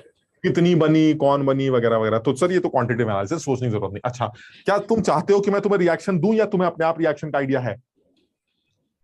सर रिएक्शन का आइडिया है। ये पुरानी बात है सर, कोई नई बात नहीं है। तो ये सिंपल रिएक्शन आप मत भी दीजिए तो भी काम चल जाएगा। अच्छा, इसका मतलब ये हुआ मेरा सबसे पहला धर्म है, अगर ये क्वांटिटेटिव एनालिसिस का सवाल है तो सबसे पहले मुझे रिएक्शन लिखनी पड़ेगी। चलिए रिएक्शन लिख देते हैं। उसके बाद क्या करना है? बैलेंस करना है। चलिए बैलेंस कर लेते हैं। क्या ये रिएक्शन बैलेंस है, करना पड़ेगा? बैलेंस। सर मुझे कुछ नहीं करना सर, दिस इज बैलेंस। अगर ना होती तो कर लेते, ठीक, ये बैलेंस रिएक्शन। अब बैलेंस करने के बाद में सर रिएक्शन से बात करूंगा। पहले सवाल में बाजार में आप कहां गए, कितने ग्राम क्या लेके आए, मुझे मतलब नहीं है। मैं सबसे पहले रिएक्शन से बात करूंगा। रिएक्शन क्या बोलेगी? अगर मेरा 1 मोल गर्म करोगे, दिख रहा है तुम्हें, तो CO2 के भी 1 मोल बनेंगे, और कैल्शियम ऑक्साइड के भी 1 मोल। ये रिएक्शन कह रही है। बाजार में तुम कितना आग लगाने गए मुझे इससे मतलब नहीं है। रिएक्शन ये कहती है कि 1 मोल कैल्शियम कार्बोनेट की हीटिंग करने से 1 मोल CO2 और 1 मोल कैल्शियम ऑक्साइड बनता है। क्लियर है ये? अच्छा, अब आप बाजार चलते हैं। बाजार में गए तो सर हमें कैल्शियम कार्बोनेट की दुकान से कैल्शियम कार्बोनेट मिला, लेकिन सर वो 30 ही ग्राम था उसके पास, 30 ग्राम। तो ठीक है सर, 30 ग्राम को आग लगा देंगे। रिएक्शन कहती है 1 मोल को आग लगाओगे तो 1 मोल CO2 बनेगी। क्लियर है? तो 30 ग्राम से मोल आ जाएंगे कि नहीं? Yes sir. अब देखो यहां झंझट नहीं होना चाहिए, वरना स्टोशियोमेट्री हिल जाएगी पूरी। सर ग्राम से मोल, मोल से ग्राम, ग्राम, ये सब निकालना आता है मैं, इनमें कोई झंझट नहीं है। यानी अगर 30 ग्राम CaCO3 है तो क्या सब लोग समझ पा रहे हैं कि 30 ग्राम CaCO3 का मतलब 30/100 यानी 0.3 मोल्स है। Yes sir. इसका मतलब ये हुआ अकॉर्डिंग टू द रिएक्शन, जो रिएक्शन कहती है 1 मोल में आग लगाने से 1 मोल CO2 बनती है, तो 0.3 मोल में आग लगाने से 0.3 मोल ही CO2 बनेगी। खेल खत्म हो गया। यानी moles of CO2 formed, moles of CO2 formed कितने आ जाएंगे? 0.3 मोल। अगर मान लो वेट निकालना होता तो CO2 का कैसे निकालते? मास से मल्टीप्लाई करते। मॉलिक्यूलर वेट से मल्टीप्लाई कर देते सर, तो ये 44 से मल्टीप्लाई कर देते, बिकॉज CO2 का मॉलिक्यूलर वेट 44 होता है। अब देखो यहां, अब तुम लोग सब लोग ये तो समझ गए होगे, जो बहुत सारे बच्चे जो हैं, कि जिनको ग्राम से मोल, मोल से ग्राम, मॉलिक्यूल से एटम, एटम से मॉलिक्यूल, अवोगाड्रो, अगर इसमें जरा सा भी कंफ्यूजन है तो पहले वो जरूर याद करें, क्योंकि स्टोशियोमेट्री में उसका छोटा छोटा इस्तेमाल है। तो अगर हम इसी में उलझे रह गए कि 30 ग्राम में कितने मोल होते हैं CO2 के, कैल्शियम कार्बोनेट के, तो हम सवाल नहीं कर पाए। इसलिए मेरा सजेशन है, जिसको जरा सा भी डाउट हो वो घर में जाकर इसको पक्का कर ले एकदम, कि मोल से वेट, वेट से मोल, जिसको वाई मैप कहते थे, वो वाई मैप को पक्का कर लो सबसे पहले। और इसमें तो हर जगह छोटी मोटी इस तरह के कन्वर्जन तुम्हें करने पड़ेंगे। बड़ा सीधा सवाल, और मैं बता रहा हूं तुम्हें ऑलमोस्ट इसी लेवल के जेईई में 1-2 सवाल आज इस बार पूछे गए, बिल्कुल ऑलमोस्ट सेम लेवल। तो लेकिन फिर वही वाली बात आती है कि पूछे तो गए हैं, लेकिन ये उन लोगों के लिए तो मुश्किल ही है ना, जिनको क्वांटिटेटिव एनालिसिस की सेंस नहीं पता। क्वांटिटेटिव एनालिसिस का सेंस बड़ा क्लियर है। एक केमिकल रिएक्शन को आप एनालाइज करने जा रहे हैं, और उसकी एनालिसिस ही हमारी क्वांटिटेटिव एनालिसिस। उस एनालिसिस के दौरान आपका पहला धर्म है कि आप रिएक्शन लिखिए। रिएक्शन लिखने के बाद आप रिएक्शन को बैलेंस कर लीजिए, और बैलेंस करने के बाद आप उस रिएक्शन को पहले खुद से पढ़ लीजिए, और उसके बाद ये देखिए कि बाजार में आपको क्या मिला। क्लियर है यहां तक? सबको समझ में आई ये वाली बात? चलिए एक सवाल और ले लेते हैं, चलिए और क्लैरिटी आ जाए।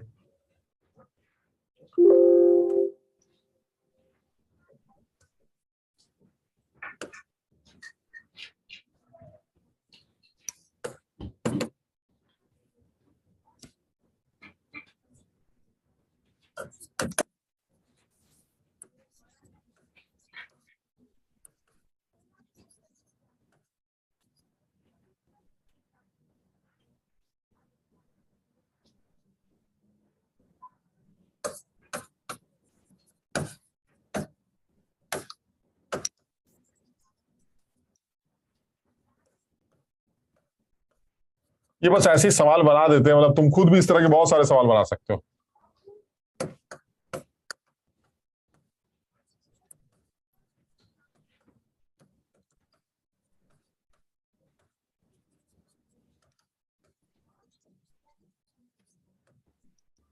तो 5 mole of nitrogen combines with 30 gram of hydrogen to form ammonia. Find out the weight of ammonia formed.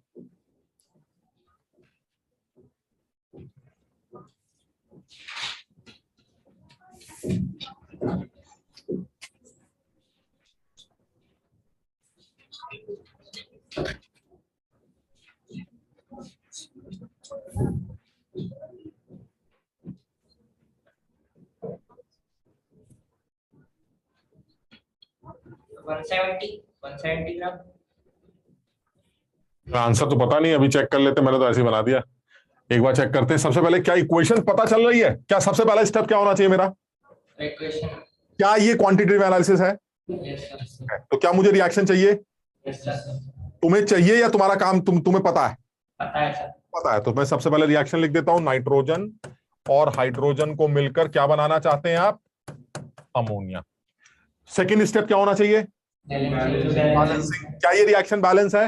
No sir. तो फिर इसको बैलेंस कर लेते हैं। N2 + 3H2 gives 2NH3। Clear है? Yes sir. चलिए अब इस एनालिसिस, अब इस रिएक्शन को बैलेंस करते ही पहले मैं रिएक्शन पढ़ लेता हूं, फिर देख लेते हैं बाजार में आपको क्या क्या मिला। तो रिएक्शन क्या कहती है? रिएक्शन कहती है अगर नाइट्रोजन का 1 मोल लाओगे तो हाइड्रोजन के 3 मोल के साथ रिएक्ट करके अमोनिया के 2 मोल बनाऊंगा। क्लियर है? ये रिएक्शन कह रही है। बिल्कुल भाई, देखो ऐसा है, अगर सीखना चाहते हो ना तो तुम ये मत देखो कि सर बड़ा लंबा मेथड बताते हो, पहले रिएक्शन से पूछेंगे फिर उससे पूछेंगे, पहले ऐसे सीखेंगे, फिर बाद में तुम्हारा जैसा दिल करे वैसे करना। अगर सीखना चाहते हो तो मैं बार बार वही स्टेप्स फॉलो कर रहा हूं जो करने चाहिए एक बच्चे को, कि सबसे पहले रिएक्शन को पढ़ लेंगे। 1 मोल नाइट्रोजन 3 मोल हाइड्रोजन के साथ जुड़कर अमोनिया के 2 मोल बनाती है। चलिए जाइए बाजार, बाजार से लेके आइए नाइट्रोजन हाइड्रोजन। अब बताओ नाइट्रोजन कितनी मिली बाजार में?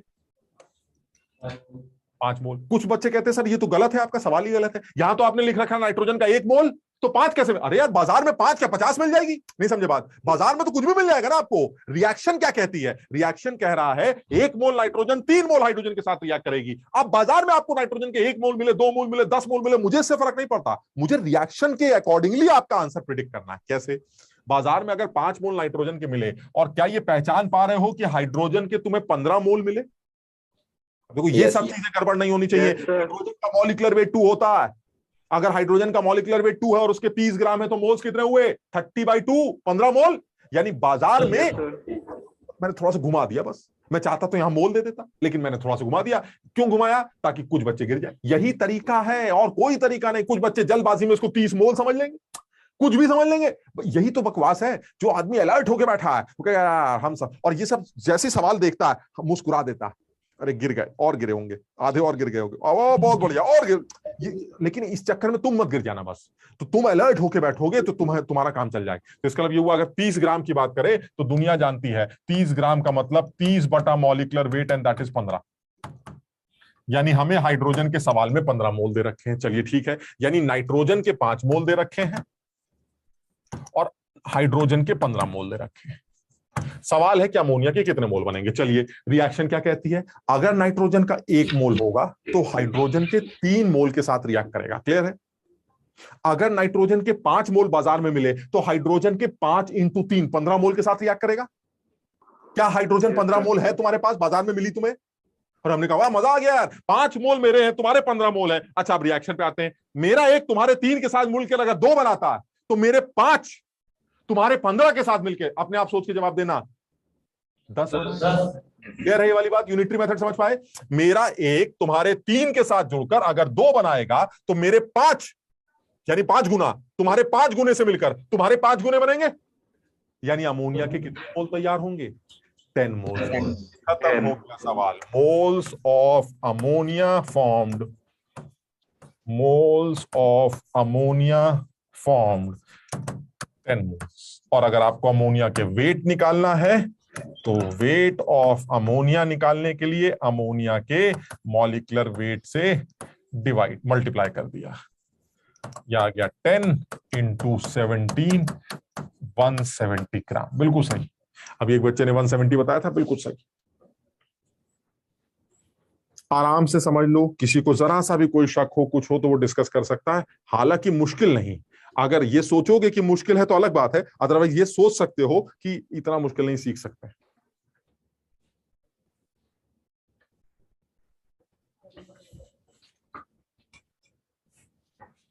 तुम में से कोई अकल लगा के देखते कौन अकल लगा सकता है। ये तीसरा केस क्या होगा? एनालिसिस तो कर ही रहे हैं, एनालिसिस ही का चैप्टर है, एनालिसिस चल भी रही है। तीसरा केस जो आपने छोड़ दिया वो क्या है? हाँ यही वाला। हाँ, मतलब जो तीसरा केस हम छोड़ के चल रहे हैं, हम वो तीसरा केस है क्या? बचा क्या? अरे सर आपने एनालिसिस करना सिखा दिया, और क्या बच गया? छोड़ क्या दिया आपने? खत्म हो गई बात, छोड़ा क्या आपने? तो ये चीज सफिशिएंट नहीं होगी। हाँ, हो सकता है बाजार में हाइड्रोजन 30 ग्राम ना होती, नाइट्रोजन तो 5 ही मोल है, वो तो 5 मोल उसने दे दी, लेकिन वो कह रहा है यार हाइड्रोजन जो है हमारे पास कम है यार। हमने कहा जितनी होती दे दो, कह रहा 20 ग्राम है, 20 ग्राम। अब ये तीसरा केस बन जाएगा। अब फर्क पड़ेगा। कोई सोच पा रहा है कि नाइट्रोजन के 5 मोल को निपटाने के लिए हाइड्रोजन के 15 मोल चाहिए कि नहीं? लेकिन बाजार में तो 10 ही मोल मिले, तो क्या सारी नाइट्रोजन निपट जाएगी? सोचो, यही है मेरा तीसरा केस, और इसमें कोई केमिस्ट्री नहीं। अगर हाइड्रोजन नाइट्रोजन का 1 मोल खत्म करना चाहते हो तो हाइड्रोजन के 3 मोल्स की रिक्वायरमेंट है। बाजार में हाइड्रोजन 2 ही मोल मिली तो क्या नाइट्रोजन पूरी खत्म हो जाएगी? पूरा नाइट्रोजन निपटाने के लिए you need 3 moles of hydrogen and you have only 2 moles of hydrogen, तो that means you have less hydrogen. क्या मतलब हो इस बात का? नाइट्रोजन पूरी खत्म नहीं हो पाएगी, नहीं होगी। पूरा नाइट्रोजन निपटाने के लिए आपको 3 मोल हाइड्रोजन चाहिए। आपके पास हाइड्रोजन कम है, and this is my third case, and the case is case of limiting reagent and access reagent. हम बात करेंगे, सब लोग समझो। और इसमें कोई केमिस्ट्री, तुम खुद भी सोच सकते हो यार, बाजार वाला तुम्हारा रिश्तेदार बैठा है क्या कि तो अच्छा बेटा तुम्हारा 1 मोल 5 मोल से रिएक्ट करता है, तुम्हारे पास नाइट्रोजन 5 है तो 15 हाइड्रोजन ले लो। समझ बात को? अरे भाई जितनी उतनी तो देगा। कह रहे नहीं है मेरे पास 15 मोल, मेरे पास 20 मोल पड़े, 10 मोल पड़े, 5 मोल पड़े, 3 मोल पड़े, चाहिए तो ले लो, खत्म। यानी हो सकता है कि 2 लोग जो आपस में रिएक्ट कर रहे हैं उसमें दोनों लोग कंप्लीटली रिएक्ट ना कर पाए बिकॉज ऑफ द किसी एक आदमी की कमी, एंड दैट कमी ऑफ उस आदमी, दैट आदमी is known as limiting reagent. और फिर उसी से एनालिसिस की जाएगी। That is my third case, हम दिखाएंगे। पहले सब लोग ये सिंपल केसेस के बारे में डिस्कशन कर लो, अच्छी तरह से समझ लो कि इन केसेस का क्या मतलब है और क्वांटिटेटिव एनालिसिस का क्या सिग्निफिकेंस है। इस सवाल में अब आते हैं गंदगी पे। और गंदगी क्या है? सर ये जो आप ABCD लिखते हैं ये तो अच्छे लगते हैं, नाइट्रोजन हाइड्रोजन छोटे छोटे। गंदगी क्या है? सर गंदे गंदे आदमियों की रिएक्शन करा देते, गंदे गंदे आदमी KMNO4 HCl से रिएक्ट कर रहा है, समझ लो बात को, तो थोड़ी सी घबराहट होती है। सवाल क्या मुश्किल हो गया या बदल गया सवाल? अरे भाई जहां नाइट्रोजन था वहां KMNO4 हो गया, जहां HCl वहां नाइट्रोजन हाइड्रोजन की जगह HCl। सर सिर्फ घबराहट बढ़ रही, सवाल तो सेम ही है सर, सिर्फ घबराहट बढ़। क्यों दिया फिर आपने ऐसा सवाल? वो गिराने के लिए दिया, वो गिराने के लिए दिया हमने सवाल। सवाल तो एक ही है लेकिन कुछ लोग गिर जाए इसलिए दिया सवाल। मेरी बात सब लोग समझ पाते हो कि नहीं यार? हम यही चीज समझाना चाह रहे हैं, डरने से काम नहीं चलेगा, बल्कि उल्टे सीधे सवाल देख के तो खुश होना चाहिए। अरे यार क्या बेवकूफ आदमी है, सीधा सीधा सवाल बना सकता था, उल्टा सवाल बना रहा है। क्यों? क्योंकि डरा रहा है ना। अगर आप भी डर गए तो खत्म हो गई बात, और आप समझ गए उसकी बात को, आप उसकी भावनाएं समझ गए कि पेपर बनाने वाला कैसे पेपर बनाता है, काम चल गया। तो इस सवाल में, और देखो मैं तुम्हें वो जो डर है ना तुम्हारा, वो मैं तुम्हें दिखाऊंगा कि जब सवाल को मैं किताबी लैंग्वेज में पूछूंगा तो तुम्हें डर लगेगा, लेकिन सवाल सेम होगा, सवाल नया नहीं होगा, सवाल सेम होगा, लेकिन तुम्हें घबराहट होगी। और इसी चीज का फायदा भी उठाया जाता है। एक बच्चे की साइकोलॉजी का इस्तेमाल करता है IIT का पेपर बनाने वाला, तो तुम्हें इस चीज को खुद से अपने आप चेक करना पड़ेगा, ठीक है ना? इसी सवाल को गंदा करके यहां 5 मोल की जगह 2.3 मोल ले लेता हूं। पता नहीं तुम्हें घबराहट होती है कि नहीं, लेकिन बहुत पब्लिक घबराती। 2.37 यहां ले लेते हैं और यहां 30 ग्राम की जगह 18.9 ग्राम ले लेते हैं। अब बताओ डर लग रहा है कि नहीं? क्या सवाल नया है ये या बदल गया? सर सेम है, सवाल तो सेम, लेकिन सर अंदर से ना वो यही नहीं होना है। बस जो बच्चा तुम में से बैठे, जितने लोग हैं यहां पर, तुम में से बैठे लोग अगर इस चीज को मना ले अपने आप को, मुश्किल है ये काम, लेकिन मना ले, हम डरेंगे ही नहीं, तो बस तुम समझ लेना खेल खत्म। और जो ये सोचेगा नहीं यार सीधा क्यों नहीं दे देते यार, क्यों 18.9 देते हो, क्यों नहीं 2 मोल दे देते, क्यों ना, तो फिर तुम समझो वो हमारा जानने वाला आदमी नहीं, वो हमारा कोई रिश्तेदार नहीं, वो तो डराएगा ही डराएगा। और डराएगा, हम नहीं डरेंगे, बस इतना समझना। और यही मैथ्स में भी चलेगा, यही फिजिक्स में भी चलेगा, ठीक है ना? तो थोड़ा सा समझदारी से काम करते हैं। बहरहाल तो ये इस तरह की जो नॉर्मल एनालिसिस है, ये एनालिसिस समझ में आ गई कैसे की जा रही है। और भी इस तरह के बहुत सारे सवाल आएंगे। अच्छा अब आते हैं जो एक्चुअली होता है, वो है that is my third case. अब मैं उस थर्ड केस पे आता हूं।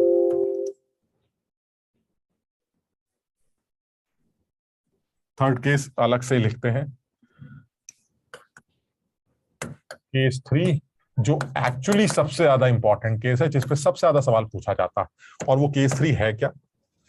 केस 3 वही है, वही हमारी रिएक्शन हम फिर से ले लेते हैं। क्या इक्वेशन थी हमारी? 2a + 3b gives 4c। चलिए ठीक, केस 3, बाजार चलते हैं। तुम बताओ, बाजार गए अगर आप, तो आपको पता है ए का कुछ भी मिल सकता है, कितना भी अमाउंट मिल सकता है, या ए के 2 ही मोल लेके आओगे तुम बाजार से, या कुछ भी मिल सकता है? सर कुछ भी मिल सकता है। वो तो बाजार वाले के ऊपर डिपेंड करता है, दुकान में कितना ये पड़ा है वो अपने हिसाब से दे देगा मुझे। तो मैं बाजार गया, मैंने ये ले लिया, उसने ए के 2 मोल भी ले दे दिए। क्या ये 2 मोल इसलिए दिए क्योंकि यहां 2 लिखा है, या उसके पास 2 थे इसलिए उसने 2 दिए? सर उसके पास 2 थे। उसने 2 दे दिए। वो उसको क्या पता रिएक्शन क्या हो रही, उसको क्या पता कि आप बाजार में एक किस लिए खरीदने आए? मेरी बात समझ रहे हो? आपने उसके जाके बोला ए दे दो, उसने ए दे दिया, जितना था दे दिया। और उसको क्या पता कि आप ए और बी की रिएक्शन करा के सी बनाने आए? बात समझ रहे हो? तो उसने ए चुपचाप आपको 2 दे दिया। चलिए, फिर मैंने उससे धीरे से कहा, यार बी हो तो बी भी दे देना। उसने कहा बी भी पड़ा, बताओ कितना बी चाहिए? तो हमने कहा बी की जितना हो दे दो। उसने कहा 2 मोल पड़े या 2 ले लो। हमने कहा 2 दे दो, उसने 2 दे दिए। अब तुम ये बताओ, क्या ये पॉसिबल है कि नहीं? क्या ऐसा बाजार से तुम सामान लेके आए, क्या ये पॉसिबल है कि नहीं? Yes sir. सर जो था मैं ले आया। सर पॉसिबल क्यों नहीं है सर? जो दिया उसने मैं ले आया, बिल्कुल पॉसिबल है। अब ये बताइए, अब सी कितना बनेगा? मेरी बात सब लोग समझ रहे हैं कि नहीं? इस सवाल और इससे पहले वाले किए गए सवालों में अंतर तुम्हें समझ में आए? अब ये बताओ, क्या ये क्वांटिटेटिव एनालिसिस का सवाल है? अगर ये क्वांटिटेटिव एनालिसिस का सवाल है, तो इसका मतलब पहला धर्म रिएक्शन लिखकर बैलेंस करना होगा। कर दी, बैलेंस कर ली। दूसरा स्टेप, उस रिएक्शन को पढ़ना चाहिए। कैसे पढ़ते थे? ए के 2 निपटाने के लिए बी के 3 चाहिए होंगे, ताकि सी के 4 बने। यही चलिए ठीक है, फिर से बोलते हैं। ए के 2 खत्म करने के लिए बी के 3 मोल्स की रिक्वायरमेंट है, लेकिन सर बाजार में तो बी के 3 मोल मिले ही नहीं, बी तो सिर्फ 2 ही मिला। इसका मतलब आपको बी कम मिला। बी कम मिला तो इसका मतलब ए पूरा खत्म नहीं हो सकता, क्योंकि ए का पूरा खत्म करने के लिए बी के 3 मोल चाहिए होंगे। इसका मतलब बी मेरा लिमिटिंग रिएजेंट है और ए मेरा एक्सेस रिएजेंट है। ए सवाल में बच जाएगा और बी पूरा खत्म हो जाएगा। सब लोग आराम समझ लें, कोई केमिस्ट्री नहीं। जितना केमिस्ट्री में घुस जाओगे परेशान हो जाओ। अपने आप अकल लगाओ, मैं बताता हूं कैसे। बोला ऐसे सोचो ना, ए और बी के मिलने से सी बनता है, ठीक? ए आया, बी आया, सी बना। ए आया, बी आया, सी बना। ए आया, बी आया, सी बना। ए आया, बी नहीं आया। अब बताओ सी बना। इसका मतलब सी कब तक बना? जब तक बी आया। जब तक बी आया। तो मतलब सी की एनालिसिस, प्रोडक्ट की जो एनालिसिस है, वो आदमी करेगा जो पहले खत्म हो गया। जो बच गया मुझे उससे मतलब नहीं। कुछ समझने की कोशिश करना, इसमें कोई केमिस्ट्री नहीं। 2 लोगों के मिलने से सी बनता है। टक्कर मारी, सी बना। टक्कर मारी, सी बना। टक्कर कैसे मारे? बी तो है ही नहीं। अब सी बनेगा कि नहीं?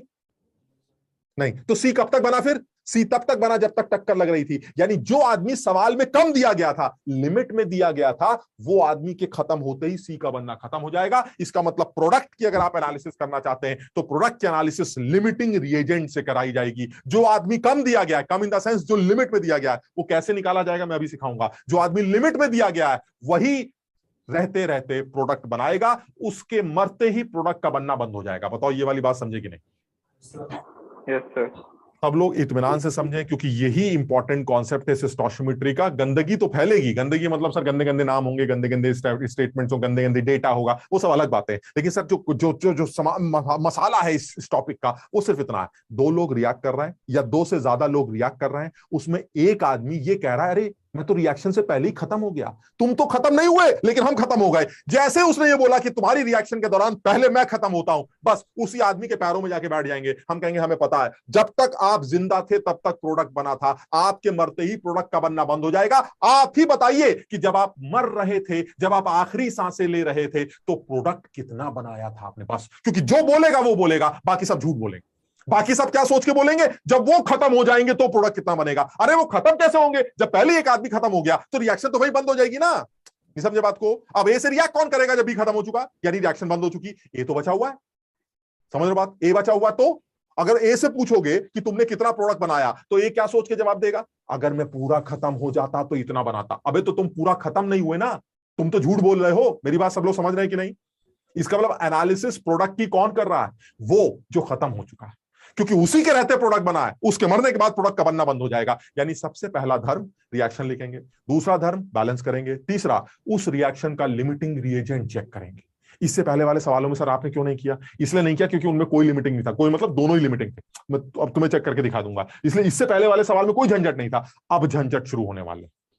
यानी जब कभी भी किसी रिएक्शन में एक से ज्यादा रिएक्टेंट्स इन्वॉल्व हो तो सबसे पहला काम क्वांटिटेटिव एनालिसिस करने से पहले सबसे पहला काम आपको लिमिटिंग रिएजेंट चेक करना हो।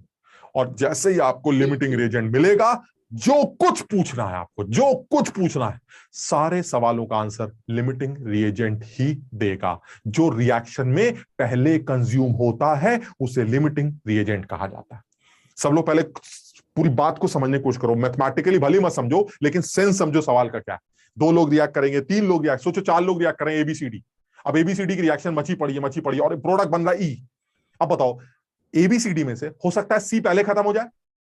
अगर सी पहले खत्म हो गया तो बताओ ई बनेगा। अब तो ई के एनालिसिस कौन करेगा? एबीडी करेंगे ना सर, सी करेगा। सी से पूछिए, क्योंकि जब तक वो था तब तक वो था, वो खत्म। क्लियर है बात को?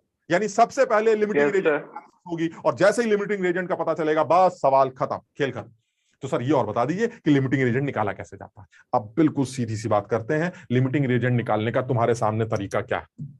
सबसे पहले कोने में चले जाइए, कॉपी के कोने में, समझो। तो सबसे पहले आप कॉपी के कोने में चले जाइए और जैसे ही आप कॉपी के कोने में जाएंगे तो आप सबसे पहला छोटा सा काम क्या करेंगे, जो भी रिएक्टेंट्स हैं उनके मोल्स को उनके स्टोइचियोमेट्रिक कोफिशिएंट से डिवाइड कर देंगे। यानी moles divided by stoichiometric coefficient.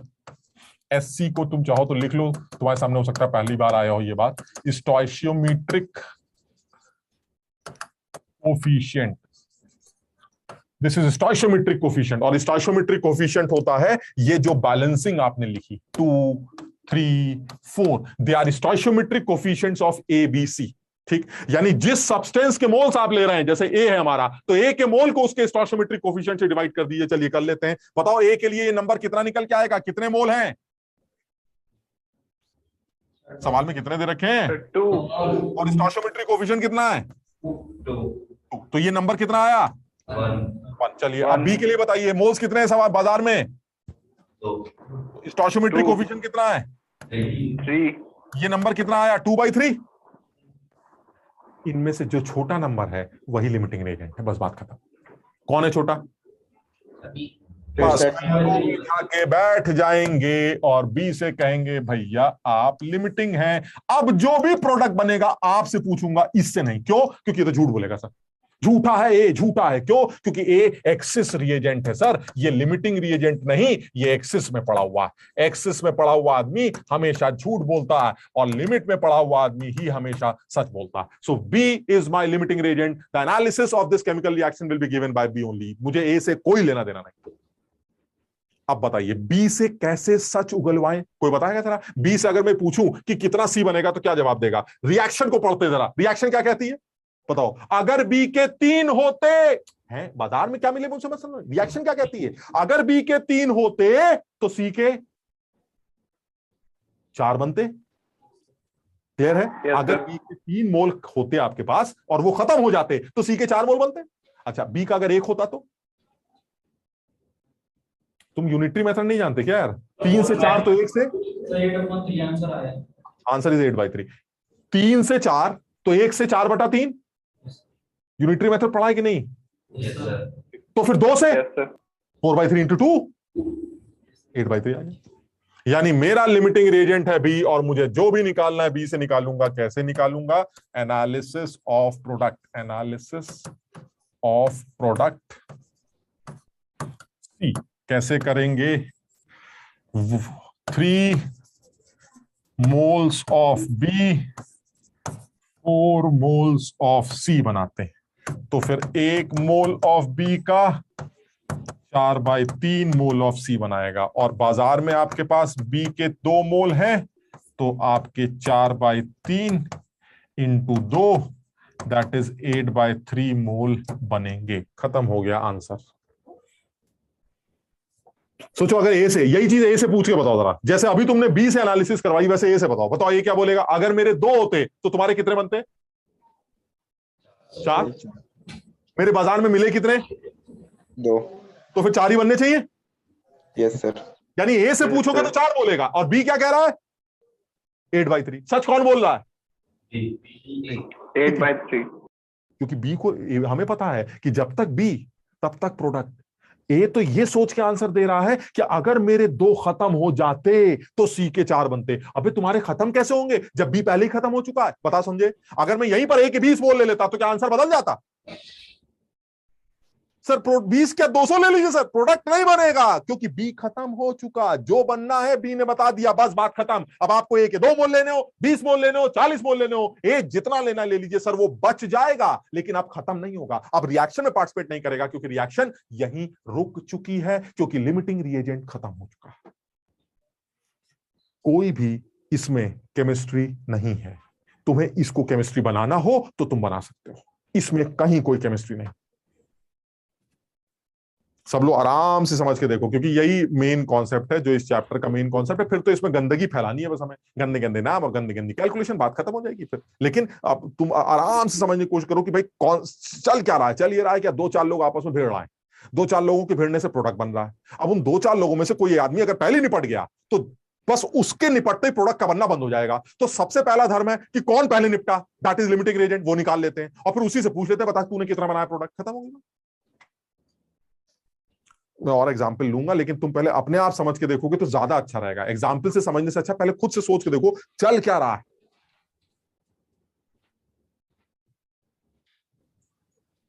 ये तुम लोग जो वाटर बॉटल लाए हो, ये तुम लोग को वहीं सेंटर से मिलती है क्या? सबकी एक जैसी है वे हैं? तीनों की देखो पीछे, तीनों की एक, उसकी भी वैसी। अरे अक्षरा दिख रही है आज। अक्षरा कैसे हो बेटा?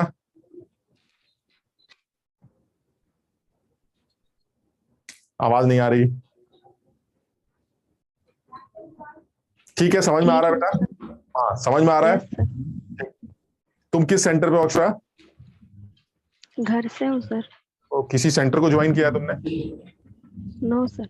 अच्छा, तो सब लोग समझो यार, ये बड़ा सीधा सा कॉन्सेप्ट है। मतलब आप ज्यादा दिमाग ना लगाएं, बड़ी सीधी सी कहानी है कि आपके पास बड़ा क्लियर एकदम रिएक्शन होगा। उस रिएक्शन ना भी हो तो रिएक्शन आपको खुद लिखनी पड़ेगी अगर वो सिंपल है, नहीं तो सवाल में देता ही देता। ठीक, रिएक्शन होगा सबसे, लेकिन वो बैलेंस देगा या नहीं ये नहीं पता मुझे। तो सबसे पहले रिएक्शन को देख के चेक करेंगे बैलेंसिंग है कि नहीं। नहीं है तो पहले बैलेंस कर लेंगे। बैलेंस का तरीका पता है, जोड़ वही जुगाड़। कोई केमिस्ट्री नहीं होती बैलेंस करने में, जुगाड़बाजी होती है। उधर 2 लगाया, इधर 3 लगाया, अरे बैलेंस नहीं हुआ तो मिटा दिया। तुम्हें पता है ना बैलेंसिंग ऐसी होती है। बैलेंसिंग कर ली। बैलेंसिंग करने के बाद आप क्या करेंगे सर? सबसे पहले लिमिटिंग रिएजेंट निकालेंगे। चलिए लिमिटिंग रिएजेंट निकाला, बस उसी के पैरों में जाके बैठ गए, खत्म हो गई। इतना सा काम।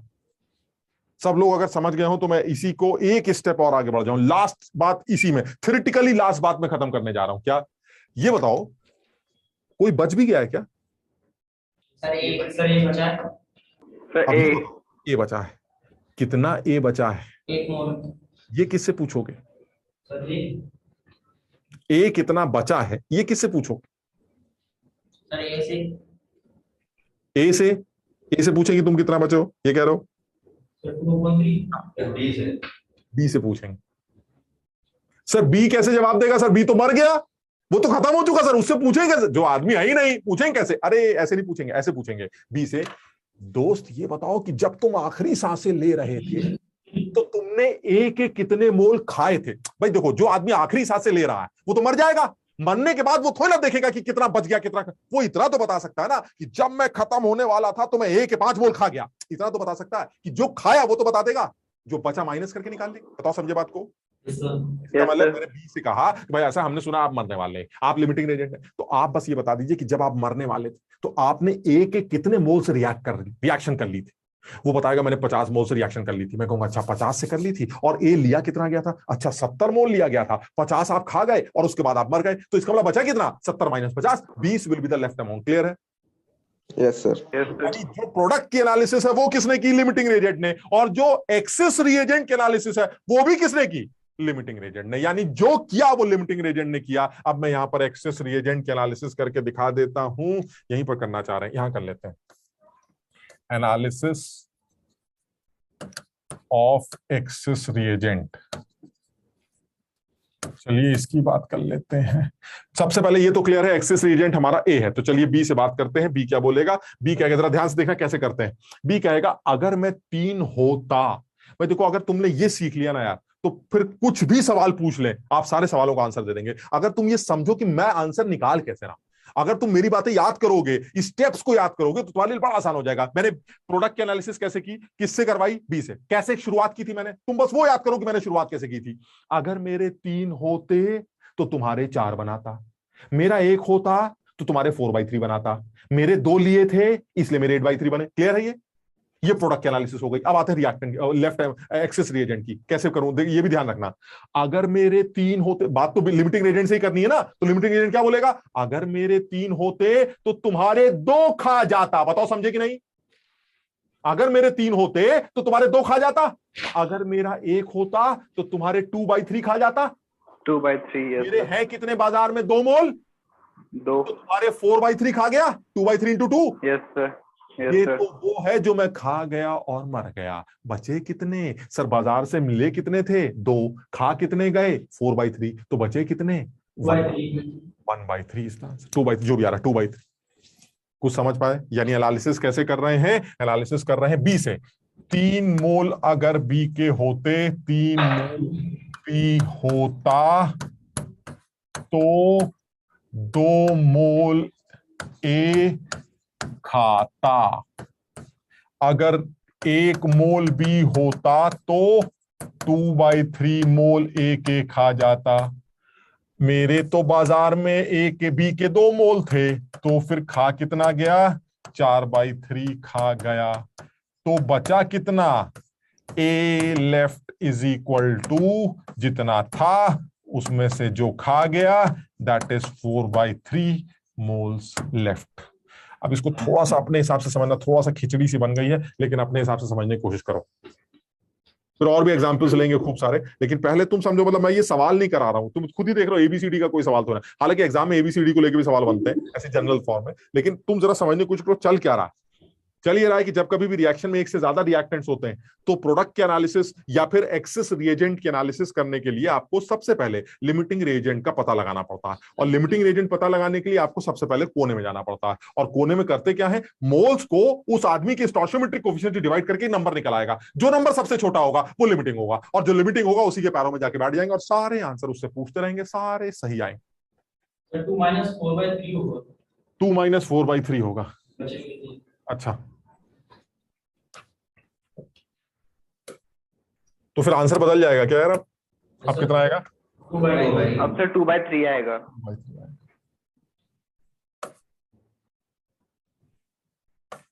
ये आंसर। तो इसको सब लोग समझो, बहुत सीधी सी कहानी है, मतलब ज्यादा झंझट नहीं। अगर तुम्हें समझ में आया तो एक बिल्कुल मिलता जुलता, एक थोड़ा सा एक स्टेप ऊपर बढ़ के सवाल पूछे, छोटा सा। सर हाँ पूछो पूछो, कोई कुछ पूछना चाह रहा है? सर ये पूरी बैलेंस केमिकल इक्वेशन को अगर एलआर के मोल से डिवाइड करते हैं तो वो तो सारी चीजें दे देगा ना फिर। क्या कह रहे हो? सर जैसे कि हमने इसमें बात है, जो तुम कह रहे हो वही कर रहे हैं, जो तुम कर रहे हो वही कर, लेकिन तुम्हें पहले एलआर निकालना पड़ेगा ना यार। तो एलआर तो पहले निकालना ही पड़ेगा। तो एलआर तो तुम्हें सवाल में दे नहीं रखा, तो सबसे पहले लिमिटिंग रिएजेंट निकालो। उसको निकालने के लिए तरीका बताया गया, कोने में जाइए, मोल्स को स्टोइचियोमेट्रिक कोएफिशिएंट डिवाइड कर दी, खत्म हो। अब जैसे एक सवाल ले लेते हैं।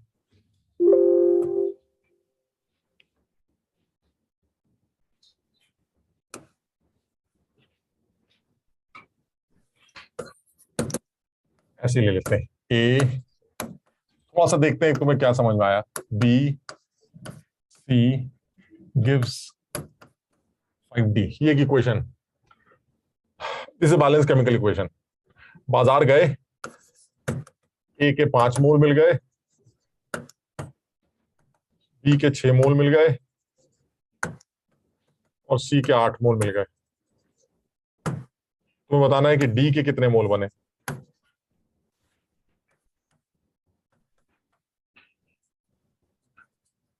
मतलब तुम ये समझ लो, तुम्हारे इस साल की जेईई के पेपर में इतना भी मुश्किल सवाल नहीं आया, बस आप ये समझ लीजिए, इतना भी मुश्किल नहीं आया।